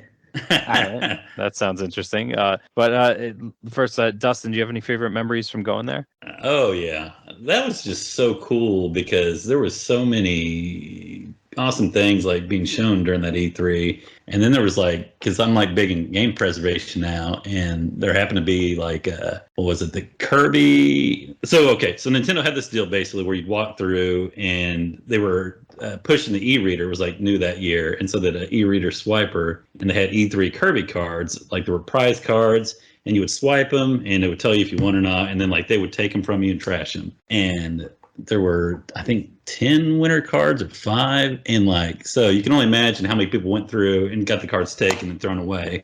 But they had like a special E-rated ROM on them, and luckily like one guy last year came forward like, and he had one and auctioned it off on eBay, but he allowed the nonprofit I work with, Hit Save, to dump it, and it went for like $10,000 for this card, because it's like probably one of a kind for sure. And I mean, it's just crazy he still had it through all that. And they also showed off like the wave bird there. And when I was reading up for this thing, I was like trying to remember what was going on in E3. And I remember standing in line at the Nintendo booth, and they did some roulette wheel, and you would get prizes based on that. And me and him were like talking the whole time, hitting it off, and we get drawn up there to play Mario Party against 2 other people. Well, I freaking suck at Mario Party, so I like got 4th place or whatever. And then we get done. He happens to win the thing, and he's like, "Oh, I don't have a GameCube. You can just have this Wavebird controller," which had not come out yet. Like, it was a few weeks before they launched. So I was like, "Oh, cool, thanks, man." And apparently, like, the bag that comes with it makes us like worth a fortune now. So like today when I got home, I'm like digging through all my E3 stuff that I kept, and I'm like, I hope I kept that damn bag. Spoiler alert, I did not. So I'm just like, oh, womp womp. I think I've got a couple of those Kirby cards. Do you really? That I never had an e-reader, so I think I just took them and I just put them in my swag bag. Oh yeah, you need So to check those I'll out. try You and- could have some money. Yeah, I'll try and dig through those. I have the first appearance of Miles Morales comic, and I just had that in my Ultimate Spider-Man collection. I didn't realize until recently that that's worth a ton of money. I'm like, oh really? Oh, Dwayne's how gonna much? buy a brand new house with his Kirby card, no doubt. I mean, I am an artist. Extra money would always. Yeah, starting artist. Pendy, Dwayne, do you have any favorite memories of going to E3? So I was kind of the odd man out. I came a day later. But the day that I arrived, I had never been to LA before, so I thought I've got this afternoon to kind of take in before the show. And so I went to Hollywood. So, and I got to see the Chinese theater, got to see the Hollywood Walk of Fame, and just like all that stuff. And that was that was cool. It's always smaller than you think it's going to be. Yeah. And it's funny because there are the parts that you see on TV, and the parts behind that aren't very nice. I remember like Steve Allen's star on the Hollywood Walk of Fame was next to this really sketchy looking Chinese restaurant that was pretty much a shack that you rang a bell. Mm-hmm. And I'm like, they sell drugs out of that. But that was fun. And this is a dorky artist graphic designer thing, is that E3 was very unique. And this is kind of one of those, like, it's eras that's gone, where if you're an artist or a graphic designer, there are so many different ways to get people to see what you're working on. And so I just had a stroke. I'm sorry. I loved getting all of the little pamphlets and the booklets and the business cards and all that, because there were always so many different creative things and very creative ways to advertise. And I saved all of that stuff. And it was great to see all the different booth designs. As far as booth placement, Enix had excellent booth placement, because there was for people who don't know, there was technically like the main hall, which had EA, Capcom, Microsoft, all that in there. But then the hall that I liked was the one that had Nintendo, Sony. So basically, Sony was kind of in the middle. Nintendo was on the right, and Enix had their booth on the left. And it had a giant inflated slime that was hanging above it. So when you walked into the hall, just like boom, there it was. You knew exactly where to go. Mm-hmm. Do you guys have any pictures from that from the event? No. Is everyone still there? Yeah. Oh no. Yeah. Do you guys have any pictures from that event? I do. Yeah, I've still got a bunch of pictures from that. So I From, took like, a lot. I had my booth- digital what the camera booth from looked back like? then. Took a lot. Yeah. Yeah, I've Okay, got some cool. somewhere too. I need to scan in, but yeah. Yeah, I'd be curious to see your digital ones. Yeah, I'd love to see Oh, it and- on the YouTube version, like what some of the booths look like and everything, Oh, just yeah. to match the descriptions. We'll have those up there. Mhm. Yeah, and as far as favorite memories go, I really loved meeting the NX staff. And I'll kind of get this, but this was like being an artist. This was an opportunity for me to kind of maybe get my artwork out there, just kind of test the waters. Do I want to move into this field and character design for games and stuff? But I really liked meeting the NX people. They all seemed really nice and genuine. People. Paul was great, and I think took a risk in getting us out there to help promote their games, because I think their games were rad. Robotic Alchemic Drive. Yeah, I remember that. I remember that one. Which like I think people like it was kind of one of those cult hit games that I don't think a lot of people played it, but the ones that did, I think, really enjoyed it. Mhm. Yeah, I remember that from the NX forums. There was a special rad section for the forums. Yeah. Mhm. Yeah, they were also had- promoting Grandia Extreme that year. too. Yeah. Yep. Yep. Yep. Yep. They And had what their was own what was forum, their third game? I can't Okay. remember. Bust a Groove? Bust a Groove. Bust a Groove 2. What was it? Dang, I'm trying to remember now. Huh. No, I think that was it. I don't know. Oh, was it really? Dang. That's the only. Those are the three forums I could remember that were like non-Dragon Quest Yeah, in the NX forums. that could be then. Yeah. I remember like seeing So I was- Kingdom Hearts there the first time too. Like that was being advertised. And I'm getting like a flood of memories. I'm like, oh, these games that became like big franchises. And even like Nintendo, like they're pushing all their like Mario Sunshine, I think Metroid Prime. Like it was a good year for Oh, Nintendo's man. E3. Yeah, 2002. That man. was the first time I saw Wind Waker in action, and that Yeah. was Yeah. that was incredible. That's still my favorite Zelda game. I still think the original version looks better than the remake. And just seeing how the smoke worked in that game was Mhm. incredible to me. Blew me away. That was 2002 was really a year when, because I've always thought that the PlayStation in 64 era graphically was kind of a dark age. Like people were testing things out and learning, and it's when we had like a lot of like colorful and very detailed sprites coming at the end of the Super NES era. Yeah, we were kind of like, it was all grainy and blocky and washed out. Mhm. And it seems like now people were finally starting to achieve kind of what the kind of vision that they wanted. You could have an art style now. Wind Waker definitely proved that. Nintendo had such a strong lineup that year. Yeah, they really did. I remember that now. And kind of like you were talking about too, I remember going, because I was trying to get into mobile gaming at that point and like going around and just getting cards from random people. I remember like Richard Garriott, like, would just like talk to me and super nice and cool. It's like, oh yeah, I'll take your card and blah, blah, blah. So like, yeah, the networking and stuff, which is cool that you could do there. You could like walk up to these like famous people and they were just so nice. They're like, oh yeah, I'll take your card and talk to you for a little bit. And it was just, they probably weren't, I mean, obviously they weren't never going to talk to me again, but still, they were. We met it was nice. Richard Garriott, Mm-hmm. and it was crazy because I didn't realize until I met him. Oh yes, Lord British, because I knew him as Lord British for forever. Yeah, I was like, yeah, Ultimate Dude. Ultimate Dude. Remember seeing Trent Reznor? Didn't we see him walking around? Yeah, Yes, we saw Trent he was an Reznor. asshole. Yep. He was an asshole, and I guess that that turned out accurate. How? How so?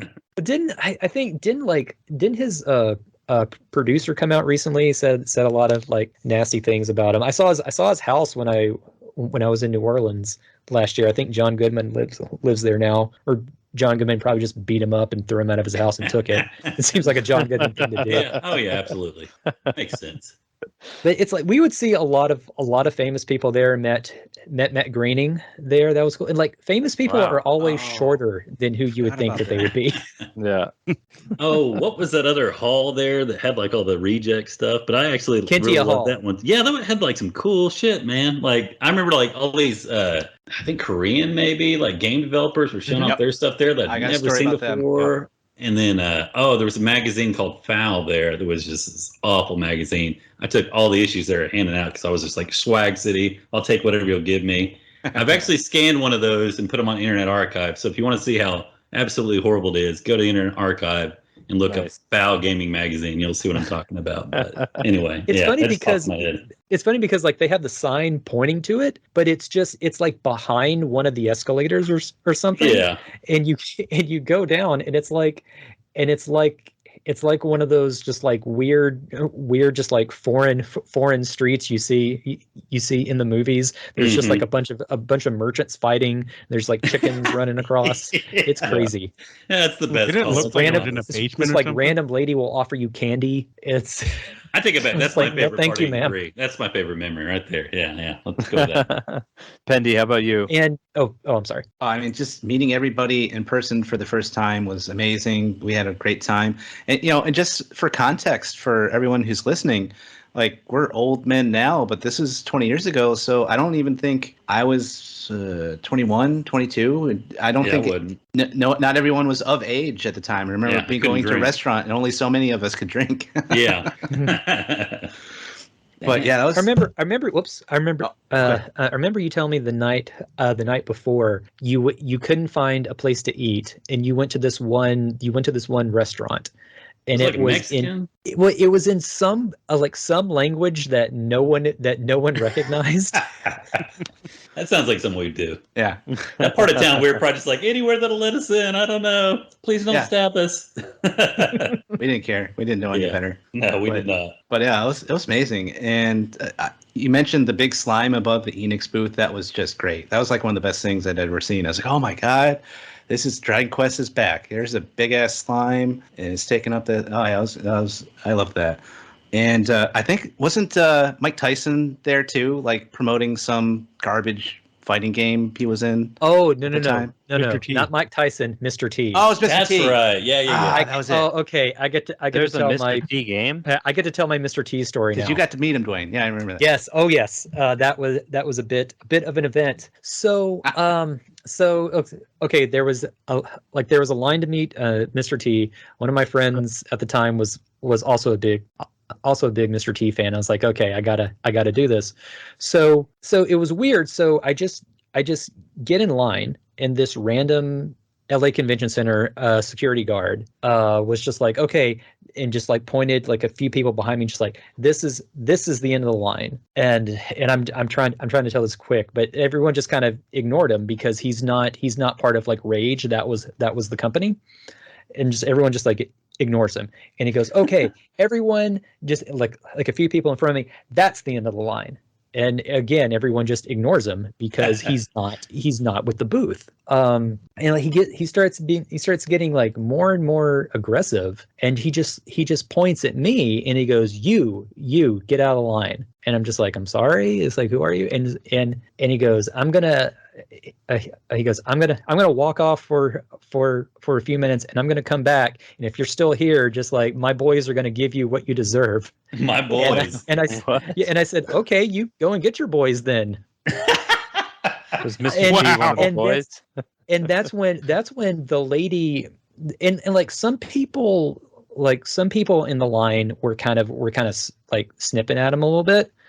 So I can see why he was getting more and more aggressive, but he just wasn't clear, and the people in the booth weren't clear. Just like, okay, the signing is from this time to this time, and and they didn't know when to end the line. So it was a giant So miscommunication. you didn't get to meet Mr. T, right? I did. So you did. All right. it was I thought it was going to be this like lady, the Homer this- Simpson this story. lady, a couple people who was like a couple sentences in front of me, Where he she goes gets to- she gets in the guy's face and was just like, he didn't do anything to you. He hasn't said anything. He's been polite the entire time. And Wow. I'm just like watching this. I'm like, I just want to meet Mr. T. Yeah. So And so- she pitied And so the fool. I get She paid the Yes. fool. he was being a fool, and I did pity him.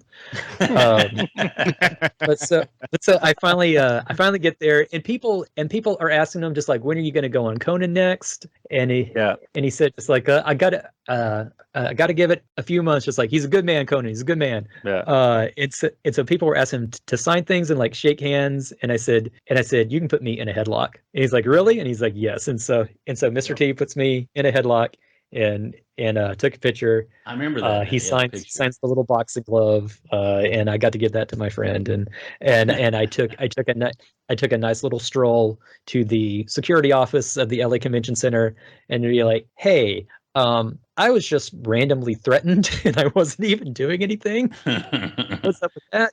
And they're like, yeah, that should not have happened. We apologize. I'm like, cool. Which Dwayne's like, actually I'm was- about to get my boys, and we're gonna come kick your asses. The Dragon yeah, Quest just like, I'm boys. gonna write a What? strongly worded email to your manager. Gonna Giga slash your ass. I remember walking by Really, and seeing it was Mr. funny T because too, that's and that I remember him was- saying, "There's nothing worse than a sweaty celebrity." I mean, that was also during a time, like I said, I was 95 pounds heavier, and I hated crowds back then. But it's just like, okay, well, if I want to do this, and if I want to push myself forward, I got to throw myself into this, and I just got to learn how to just talk to and survive in a big group of people and stuff. So that's what I did. That's really jumping into the fire with that one, because you Yeah. don't get many more people than that kind of event. Yeah. So And I'm better for it. So Yeah, and I gotta say that the last thing for the great memories from that time was being able to interview Justin Lucas, their PR guy from the company, because I mean that was I came up with all these questions, and I got to like ask these really tough questions about Dragon Quest in America. Well, I guess Dragon Warrior in America, and where it was going and how it's been doing. And like I would ask him stuff about, well, hey, I heard that Dragon Warrior 7 only sold this many copies, and what happened to Dragon Warrior 4 remake on PlayStation 1? Why didn't we get that? So he was able to clear that up for us and tell us and told me the whole Heartbeat story. Yeah. And it was just an amazing experience to be able to interview someone from the company and get some like straight answers about a lot of stuff that had been going on since Enix had gone back to America with Dragon Quest. It was great. I actually he found really that spoiled us. interview on the Dragon Quest News Network, the archives. It's still there. Oh They yeah, it's still posted there. it. Yeah, because I don't know if I have the recording anymore, but I decided to transcribe the entire interview, so I have that up on the site, and it's still there in the archives. I might still have the audio. Oh wow, really? Maybe. On a Let zip me disk. let me look in my like kind of like super deep archives, Okay. and I might still have it. Nice. Look at you, Dwayne. mine's- You are mine's on a definitely the hard drive that- archivist of this thing. Yeah. Mine's on a hard drive that crashed a long time ago. So yeah, if you have it, yeah, I'd love that. Yeah, I might. I remember the audio being just the volume being really really low, but I'm pretty sure I still have it. That's awesome. Okay. So glad you guys were smart enough to ask good questions and stuff back then, because yeah, I mean, like that wouldn't be able to happen now. We might not have ever learned what you guys learned during that whole deal. So kudos to y'all. Yeah, I even Justin had a. Oh, I'm sorry. Go ahead. I even asked them about emulation. It's like, what's your stance on like people doing fan translations and things of that nature? And he gave me like a political answer, but he basically kind of said between the lines that we don't care if it's an old game, so have at it. So that was cool to hear. Honestly, the old He always game- had a very unique approach. He always believed in transparency, honesty, Yes. being frank, and he really did spoil us in a way where kind of going forward, Dragon Quest fans kind of expected that level of frankness, and we didn't got and we wouldn't get it, and that always just was always frustrating over the years. It was a night and day difference when I went back the next year. So any bad memories from the event? Pendy, let's start with you. Okay, so I was the one person that drove there in my car and picked up everybody from the airport, which is fine because I was in New Mexico at the time where I was stationed at an Air Force base there. I had it was the my little 2-door 97 Saturn. Nice. But LA traffic, like I said, I'm still in the Air Force. I've lived all around the world, all around the country, and that is still definitely in the United States, it is the worst place to drive. Yeah. You'd think of all the lanes that they have out there, the ginormous highways, that it would be great. But no, it's just traffic jam city, just 24/7. It seems like. And that was like 20 years ago, and it's still like that.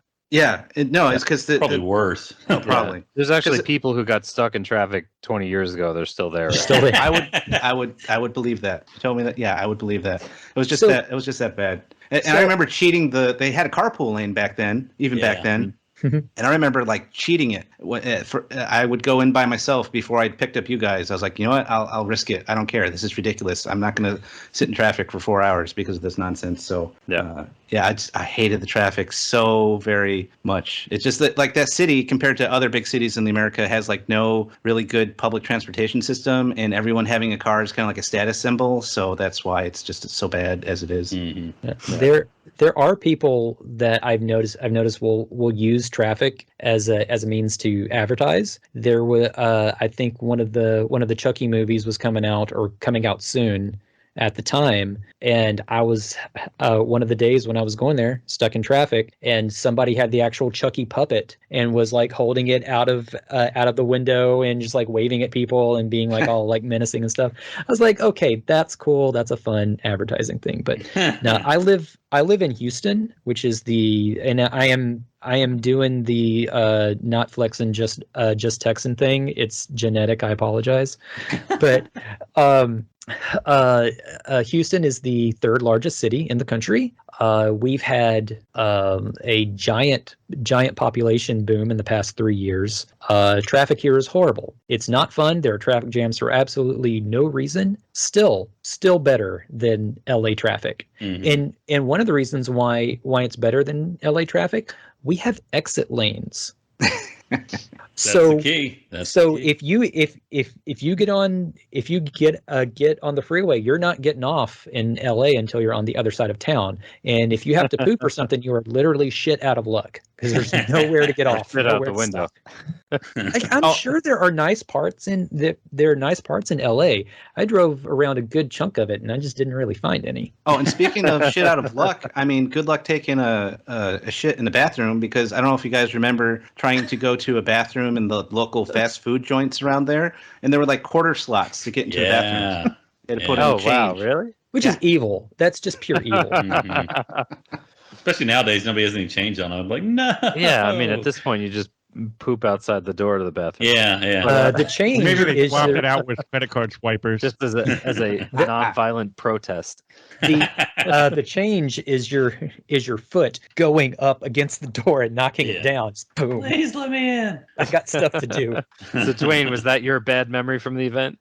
So here's a handy dandy tip if you're ever at an industry event.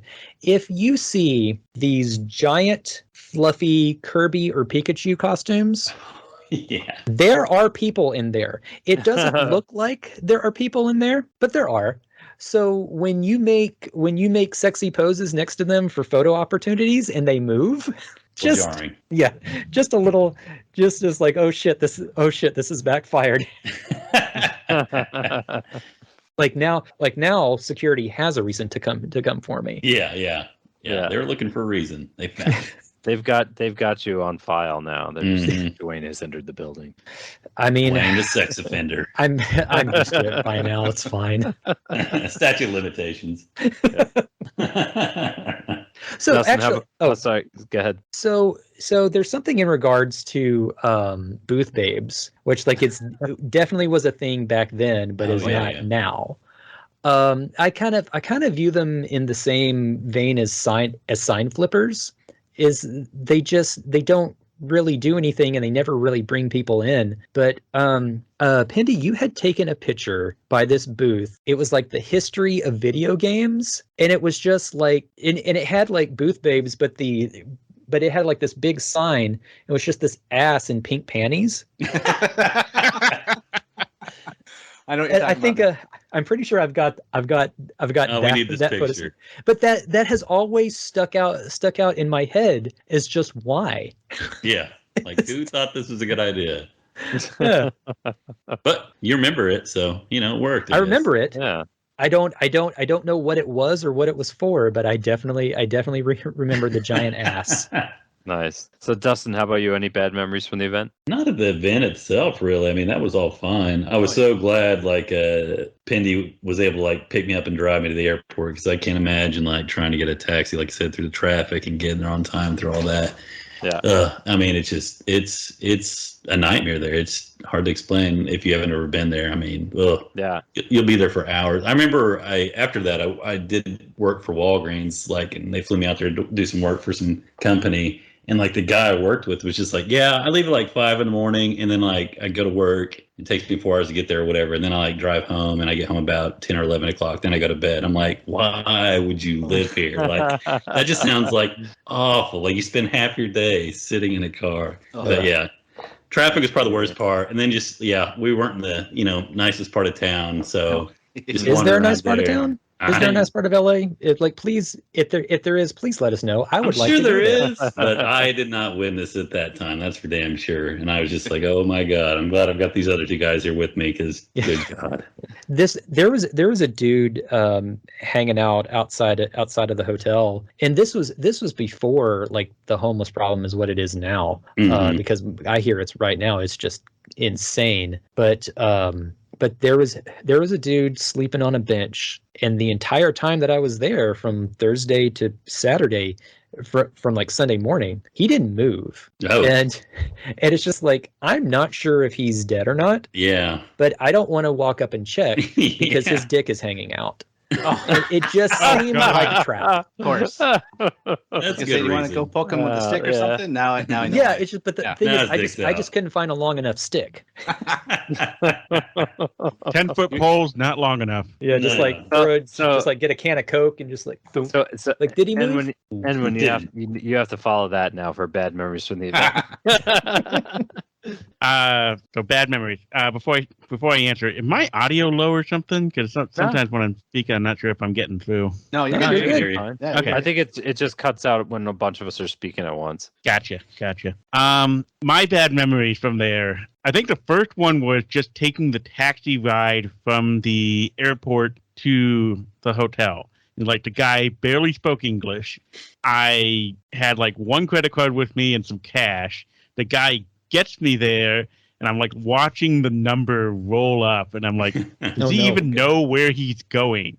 I don't have. You don't have Google Maps at this point. You don't have anything. I have addresses, a few printouts of instructions and stuff that I prepared, Yeah. maybe a few other things, and just where are you going? Not even MapQuest. Well, I had MapQuest stuff, but you couldn't pull it up on your phone or Yeah, anything. you had to print it out. Yeah. Yeah, And you you had to print it out. you think a cab driver would know kind of the basics from the hotel, from the airport to the hotel. Yeah, he Okay. did. But by the time I get there, it's $60 to get from Oh. the airport to the hotel. And I was this is highway robbery. Yeah. Imagine how In much traffic, it is now. though, for that the literally. same might trip. be. Yeah, with LA traffic, that might be reasonable. Yeah, Where did- in where did retrospect, you- yes. But at the time, I'm this Yeah. is a good chunk of the money I brought with me. Yeah. Yeah. We were poor then. We were poor kids. Yes, we're Yeah, poor, yeah, yeah. and I'm trying to find these mysterious people. It's Mhm. Right. So So, I don't remember anything particularly bad about the neighborhood. It's yeah, I've seen homelessness and some other things, and sort of put on a tough perspective and act like you know what you're doing, and yeah. they'll more or less leave But you it was alone. all worth it for the experience, right? Oh, Oh, absolutely. definitely, Yeah, definitely. yeah. So Um, any crazy stories you remember, and anything just out of the norm, out of what you would expect? Oh, so I'll start then. I went to, Dustin brought it up before, there was a Korean section of the show because there's these South Korean video game companies were trying to make their way into America for the first time. They had, I forget what it was, but they had a handheld gaming system that they had, and a bunch of games and different things of that nature. So I was checking it out. It's all these new games and systems I had never seen before because I'd never been in America. So I was pretty interested in looking all around. And then lo and behold, this Korean TV show comes up to me and like, hey, do you mind getting interviewed for our South Korean TV show? I'm like, yeah, sure, whatever. So it's just this guy, this reporter that asked me like, what do you think of the show? What do you think of these South Korean games and so on and so forth? And I wish I could remember the name of the TV show because, I could not have predicted that years later I would have been stationed in South Korea for 3 or 4 years and then gone on to marry someone from the country. So if I They're like, what do you think of our women? So it's just so funny how ironic that became. I wish I had written down like what the name of the TV show was, and I could have asked my wife years later, like, "Hey, what is this TV show? Do you know who they are? Did you see me on TV?" Where can I find the archives? Yeah. Yeah. So that was wild. And then Dwayne was talking about the booth girls that they had there. So I was like the degenerate of the group that like went up to all the different booths and was like, "Hey, can I get my picture with you?" So I have like, I don't know, like 8 to 10 pictures of like me smiling like an idiot with all these booth girls at all these various places throughout the show. So we'll post those as well in the YouTube I mean, stuff. it's why they were there. I mean, Yeah. it's kind of frustrating a little bit because it got a lot of rightful criticism is because you're using these women to draw attention to them, but not the attention to the game, and it's kind of I get it. It's just like I would rather people had spend the money on like a really cool booth, Were they cosplaying as characters from the game? sometimes. Sometimes. All right. Sometimes. Well, there's a tie in there.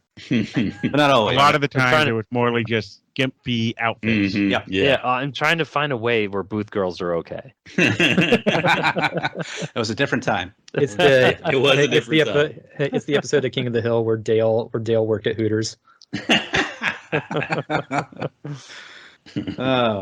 Oh, and then the last crazy story that I have is I don't know if I've told all of you this before, but when I first found out that I got passes, I was talking to people like, yeah, they gave us passes and we're going to go and this is going to be great. And I won't name names, but there was this one person who was part of a translation team for one of the Dragon Quest games, and he contacted me. Is this fan translation or Yeah, fan official? translation. Fan Okay. translation. Sorry, I Okay. should have been specific. But from one of the fan translation groups, and he came up to me, and it's not Neil, by the way, because I had mentioned him before, but it was somebody Start else. guessing. There's more than you would think at that point in time. We were doing a lot. They were doing a lot of Dragon Quest translations back then. But so this one guy contacts me directly. He's like, "Hey man, I'm so and so, and yeah, I know who you are." And it's like, "Hey, could you like pretend that I work for your website so you could get me a pass to E3?" And I'm like, "No, I'm not doing that, dude. I'm not lying to this guy who is so generous to give me and Endwin passes that I'm not going to just lie to them and be like, yeah, this guy has been working for my site for years. He's great. He's going to give him a pass too." So it's like, I was like, no, I'm not going to. I'm sorry. I was polite about it. I wasn't like, I wasn't F off or anything like that. But I was like, that's kind of a because weird those question. passes aren't free. yeah. Mm-mm. And I was like, no, I'm sorry, man, but I just can't bring myself to do something like that to these nice folks at this company that's helping us out. And he got pissed at me. Like, he never talked to me again after that. He's like, screw you, man. It was like the straight up like nice guy reaction. Yeah, it was like he thought that like everyone owed him something because he was part of these Dragon Quest translations, that like he was owed something for his time. So he got super mad that I wasn't going to do that for him. So that was nuts. Yeah, that's what you get for being famous. Internet famous. See what people the trying to best kind get of stuff famous. out of you. Internet famous, the best kind. Yeah. And does anyone else have any other kind of crazy stories that you guys can remember from the event? I think it's just funny because this was, I went 3 times. I went in 2003 and 2004, which I should have gone in 2005 because that would have had actual Dragon Quest content. But it was crazy just to be there during that year, because I think like as far as like where the technology was and where games were going, it was very exciting place to be.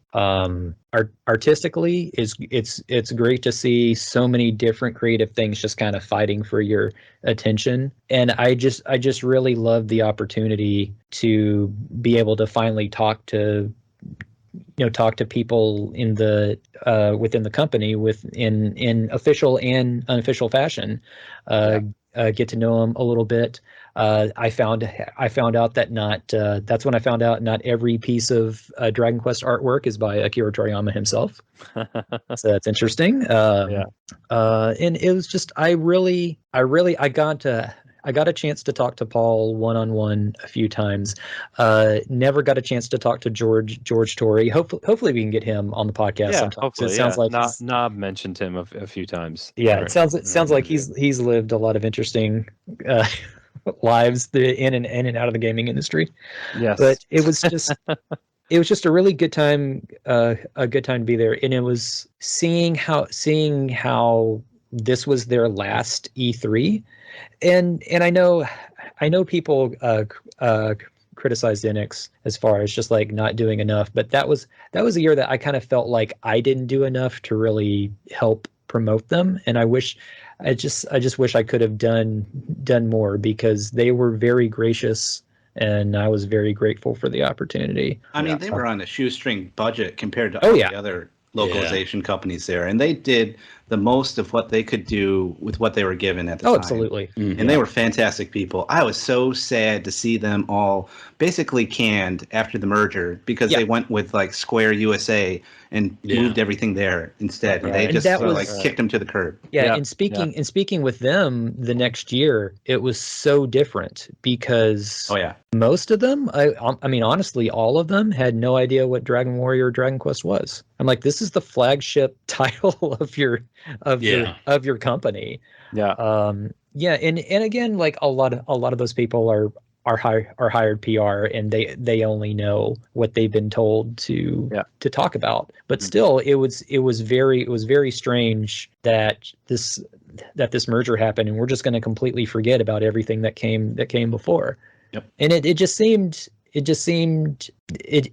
like they didn't appreciate all the hard work that Enix of America did, and I didn't think that was fair. But 2003 was fun. 2004 was really when it lost its luster. I got to see what E3 was really like in a lot of respects. So the best time was the time that I spent with you guys, where it was fun. It was fun, and I didn't know how the sausage was made so much. I mean, I could tell that story of how I learned a little bit how the sausage was made, but it was like, maybe that's a story for another time, because it would kind of kill the mood.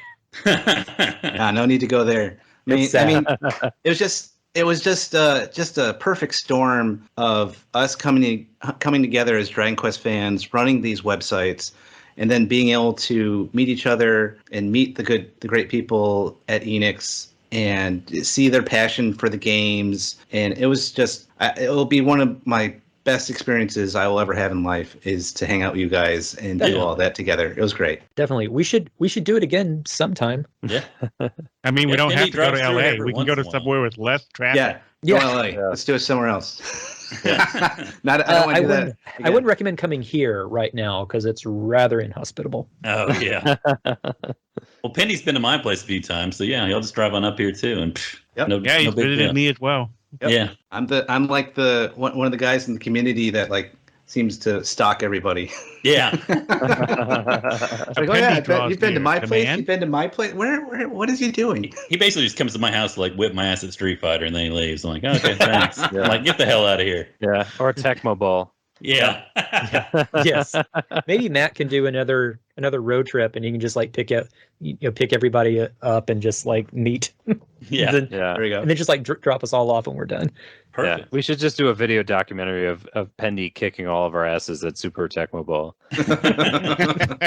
Oh, I got to practice now. So Pendy, you'd wanted to mention an interview. Oh no, I already mentioned that before with Dustin. Oh, okay. That was one of my early big gets for the news network. Okay. Cool. Yeah. This was an interview that Dustin did with the Dragon Quest News Network.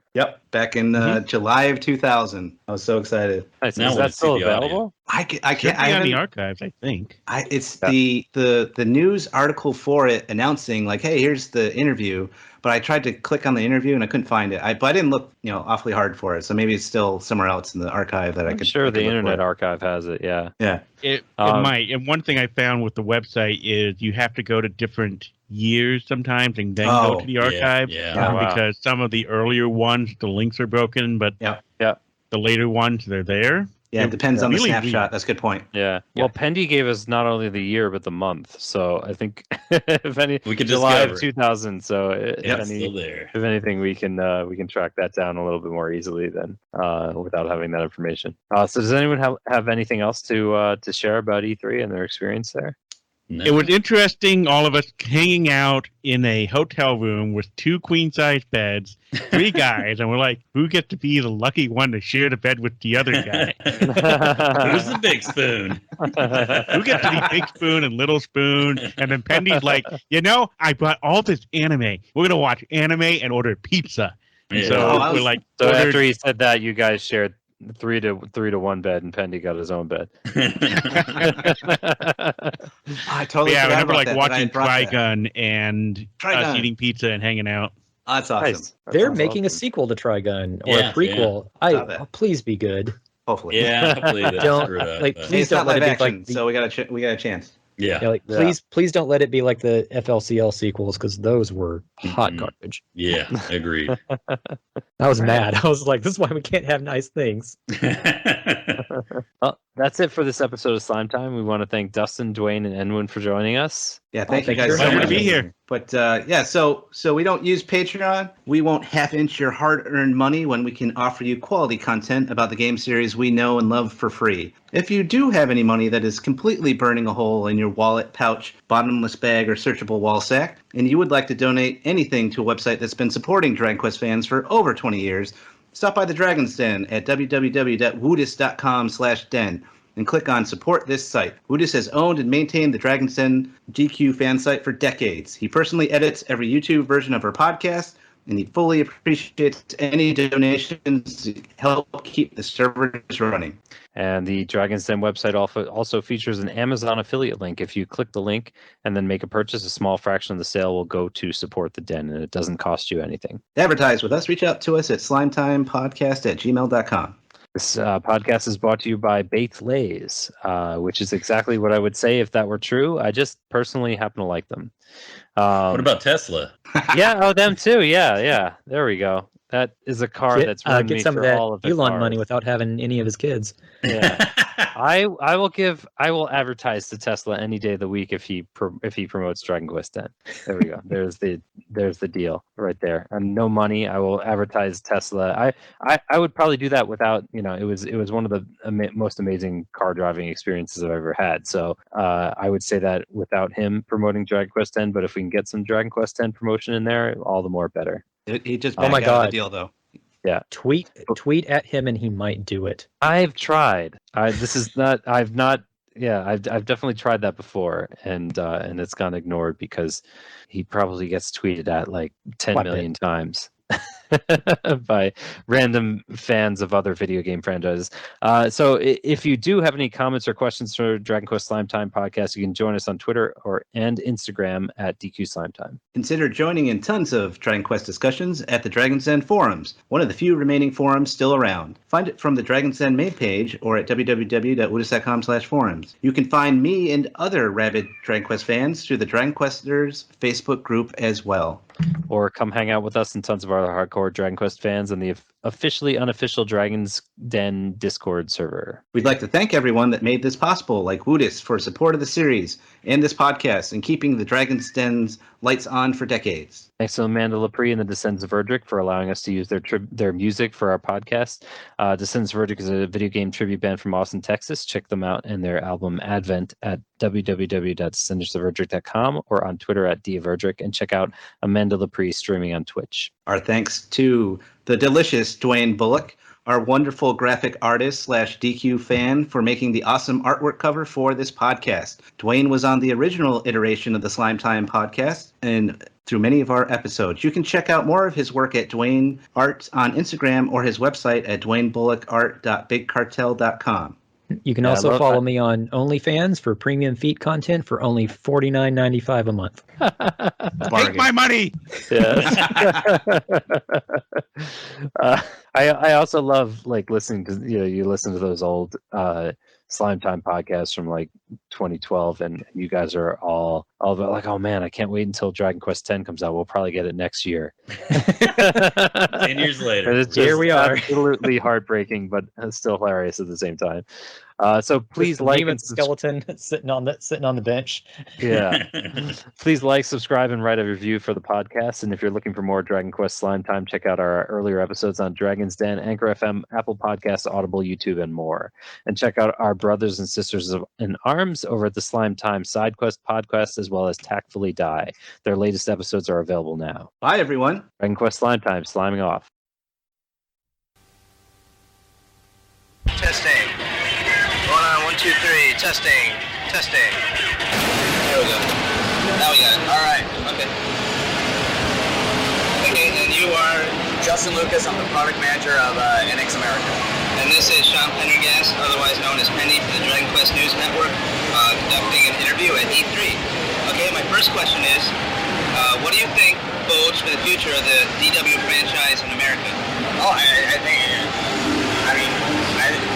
there is a franchise, there is a fan base, there's a great community of Dragon Warrior fans, and I think it's something that's definitely going to be around for a long time.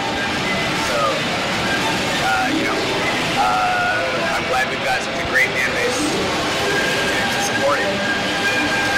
My next question is, since Dragon Warrior 4 was canceled, is there any chance of the PlayStation 1 remake of Dragon Quest Monsters 1 and 2 being published over here?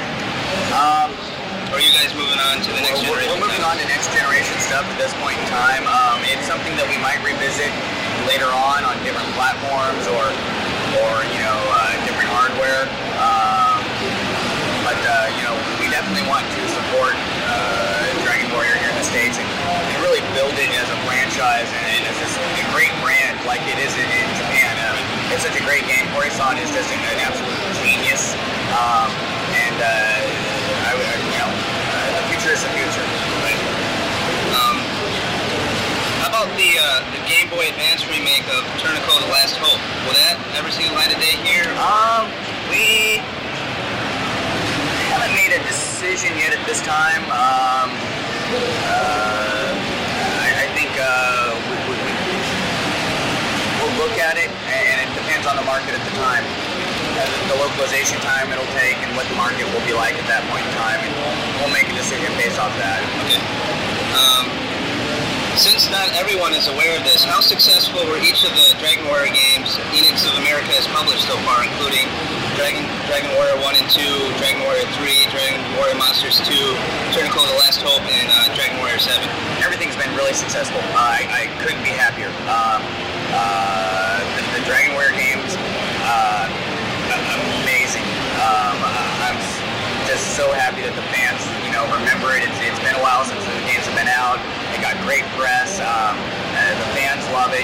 We get emails all the time, thanking us for bringing it out and telling us, how great and wonderful they thought it was to play. And, Kobe and Tara's adventure did very well.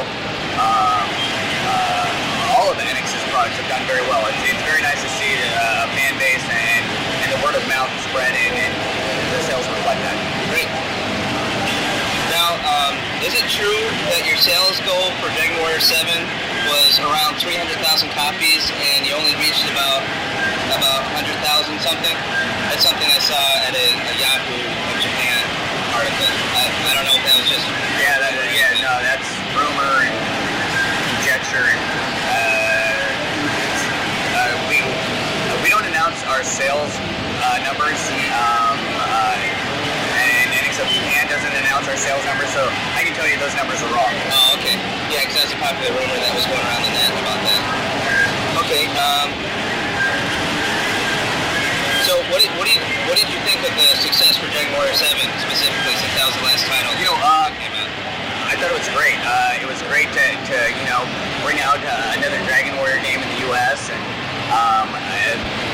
just how well it did in Japan and how well it did here in the States. It was just really great to see the fans get back behind Dragon Warrior, get back behind Enix, and we're gonna keep it rolling.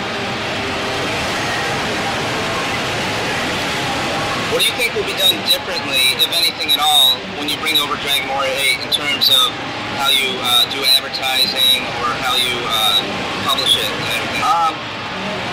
We haven't made any announcements yet on it, but I think the advertising campaign we did for it was very strong. The marketing campaign, as a rule, was very strong.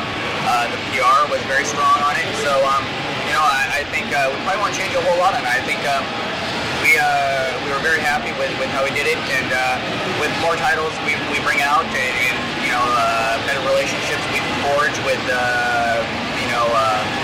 different magazines and stuff like that, then we're definitely going to be working to leverage that. Okay. Do you think Enix of Japan has any future remakes up its sleeves before Dragon Quest 8 is released? No comment. Okay. Okay. Let's see. So, okay, that's probably another no comment, but have you heard anything on a possible Dragon Quest Monsters 3 anytime in the future? I think that is also another no comment. Okay. Let's see. What kind of obstacle did the departure of Heartbeat make for trying to publish Dragon Warrior 4? The Dragon Warrior games are so complex, both storyline-wise and programming-wise. Once we got the word that they were closing up shop, taking a sabbatical, we met internally and we had everything set in place. The localization team, production team, marketing, PR, everything was in place, ready to rock and roll on this title, because you won't meet a bigger bunch of Dragon Warrior freaks than us. So we looked at, we talked about giving it to another developer in Japan, but with the source code being as complex and involved as it is, it would have been an ordeal for them, and there would have been a lot of issues. Right. Not only with just implementing text, but if something breaks and you don't know how the source code was written originally, right, you've got some issues. So, we kicked it around internally, and we were trying to come up with some idea.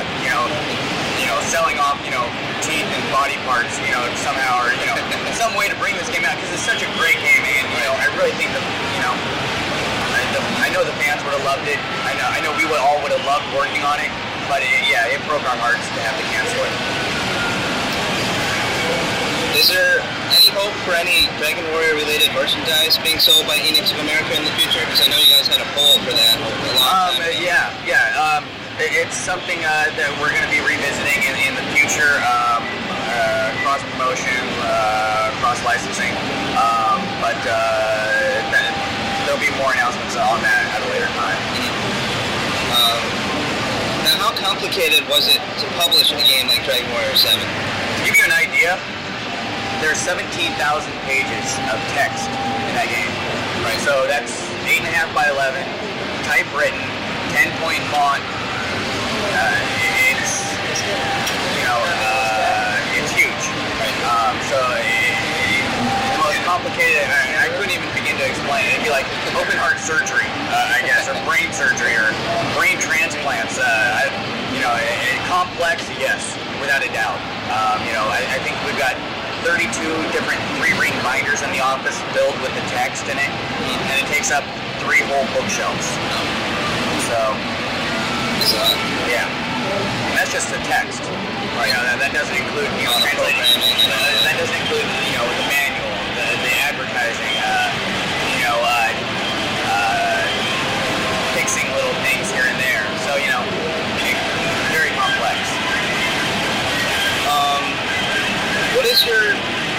Enix of America's policy, people who take, the ROMs of the games that are out there on the internet and then make a translation patch for them to make them into English. Is this a hidden reference to Dragon Warrior 4? Well, yeah, that and Dragon Quest 5 and Dragon Quest 6 and all that now have English the translation patches for them on the net. Our policy is,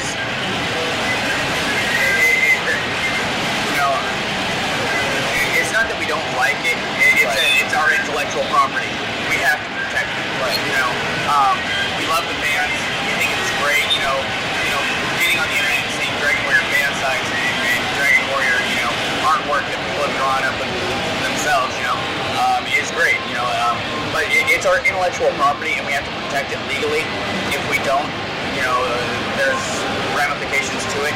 So it's a very fine line, and it's something we keep our eye on very, very closely.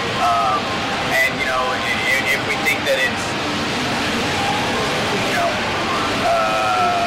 gone too far, then we'll put a stop to it. Right.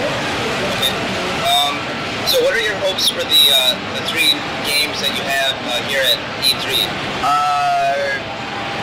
You know what? The games have exceeded my hopes. This is the public unveiling of RAD, Robot Chemic Drive, and it's being worked on, concurrently with both our Japanese office and our U.S. office. And the response has just been overwhelming. I couldn't have asked for a better E3. The press response to it has been great. Everyone loves it, and it's so much fun to play. And I'm so glad everyone, just gets it and loves it, and it's great. Grandia Extreme's the same thing. We've got some great voice acting talent for it. We've got a great storyline. The gameplay's more action-based than the previous Grandia games. It's the first product of our relationship with Game Arts, where we're going to be publishing a lot of their titles. So, Game Arts is really well known for Lunar 2, Grandia 2. They've got a track record longer than my arm, and it's all great games. And then, you've got Enix working with them, Valkyrie Profile, Dragon Warrior, all these great games, Star Ocean. There's so many, nothing but good can come from that, it's just going to be, it's so awesome working with them because they are so just, they're brilliant. So yeah, and Star Ocean 3, the response to that's been amazing as well. It's a beautiful game, and I really think it's going to be that RPG for 2003 when it comes out. I think it's really going to be, that just revolutionary game that just makes everyone just sit back and go, oh my god, wow. What I've been able to play of it so far, and when we get a new build of it in the office, everyone's running around, and making burns so we can all play, individually, and then it turns into, oh my god, look what I just found, look at this, look at this water effect. Oh my god, look at that enemy, And it's so neat. It's great to be working on titles as good as we have. And they're great titles. We're excited about it. Excited about 2002. Looking forward to 2003 and just having a blast with it. Great. So before we go, do you have a message for all the Dragon Warrior fans out there? Thanks you guys for your support. We're nothing without you. Come by our website, join our message board, be involved in our community. We've got a great community online. If you're a Dragon Warrior fan, you'll love it. It's just, we're having fun, and we're, trying to make great games, and just keep everyone happy. Well, thank you very much. No problem. Thank you. Thanks.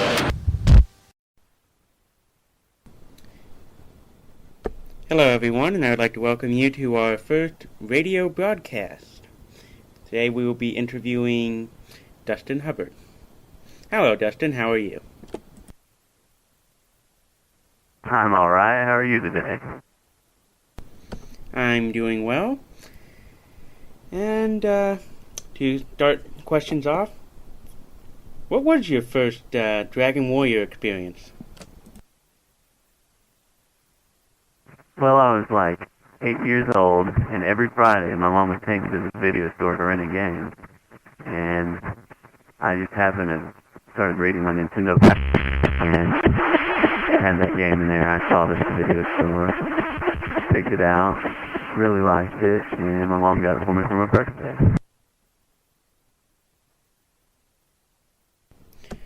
Okay. You came in a little bit staticky there, but why did you set up the shrine, out of curiosity?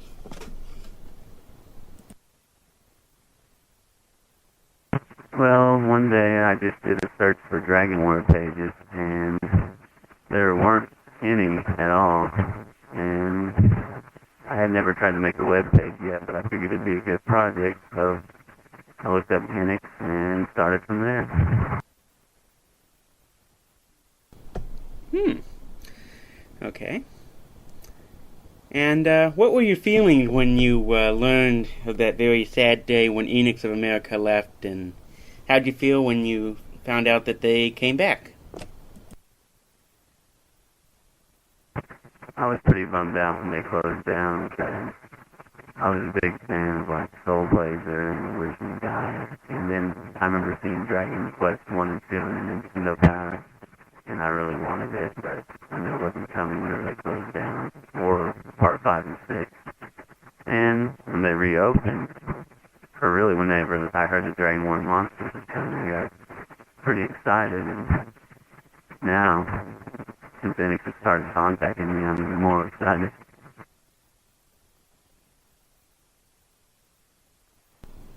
How did you feel about the announcement of Dragon Warrior 7 for the United States?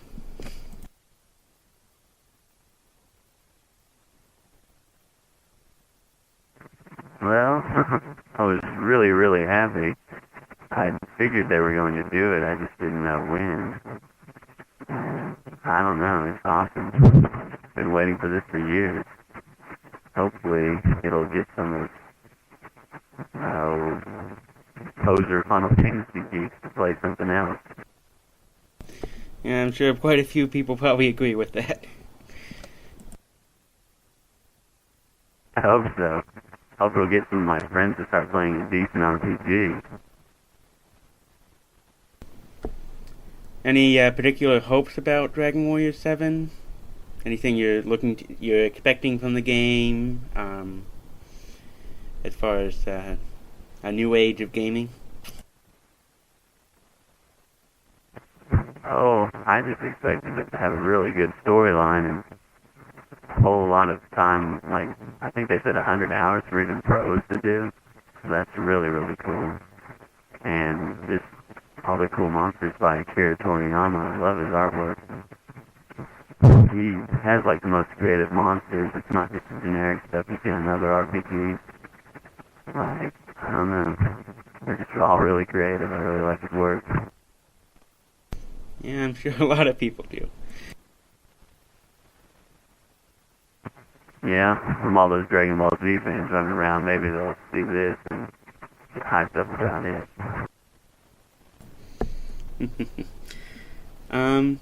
What do you think about the growing fan base of Dragon Warrior in the United States, as we've noticed with the message board and with other mediums of finding out about Dragon Warrior in the stores, coming back, and then a lot of the Pokemon-liking people starting to pick it up, and all sorts of other things.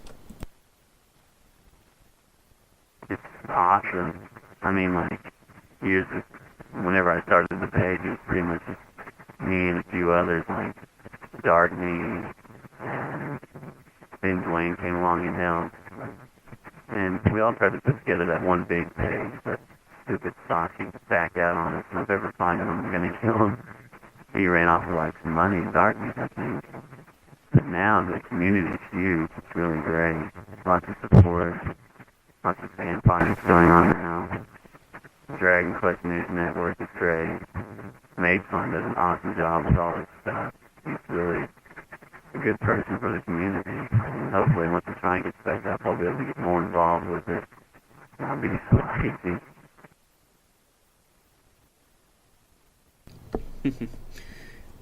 Let's see. Do you think Dragon Warrior would get so popular in the United States that such laws that they needed to pass in Japan would need to come to pass here?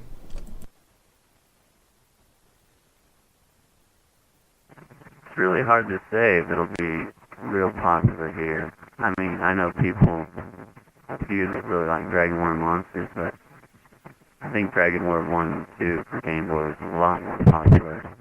And hopefully, I really think they should do some TV commercials for this next upcoming Dragon Warrior 7 and like talk about how Akira Toriyama does the artwork, get the Dragon Ball Z fans liking it. And I don't know. Maybe RPG players will start going for gameplay more than graphics. Yeah, I hope so too. Especially, as we all know, they didn't really push as far as advertisements went. Dragon Warrior 2, 3, and 4, if I recall. And hopefully, if they do a real good advertising campaign with 7, hopefully it will get out and be more popular to people.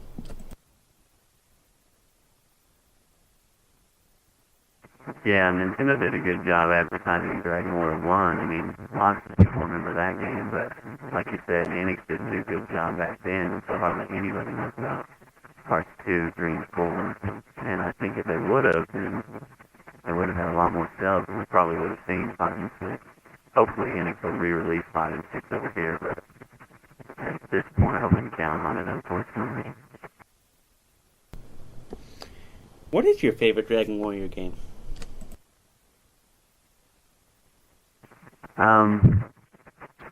I can't really say because I haven't played 4 through 6 in English except for part 5. But my favorite out of the first 3 would have to be part 3. That wraps the whole storyline into a neat little package, and it's just really cool to see how it all started with Edric. And they did a real good job, especially with the extra world. I was real surprised when I found that and thought it was really cool. And Dragon Warrior Monsters is really fun for me. I like it a lot more than Pokemon, but I don't think a whole lot of people do about it. I mean, people who did play it seem to like it a lot, and I really did too. Speaking of Dragon Warrior Monsters, what are your thoughts on Dragon Warrior Monsters, which was released, and the upcoming Dragon Warrior Monsters 2?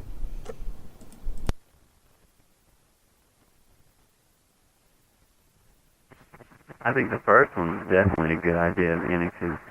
I mean, especially for me, because I love the little monsters, and it was just a lot more well done than Pokemon was. It's got much more advanced stats, had more creatures, the system's a lot more organized. It's just really good how they pulled it off.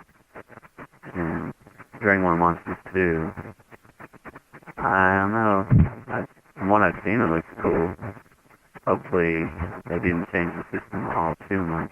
They added in more cool stuff for players to raise monsters with, I guess. But I do like how they have 2 quests, like the red and blue Pokemon. How they have, I forget the names, the boy and the girl. I guess that's about it for that. And finally, what would you like to see Enix do next in the Dragon Warrior world?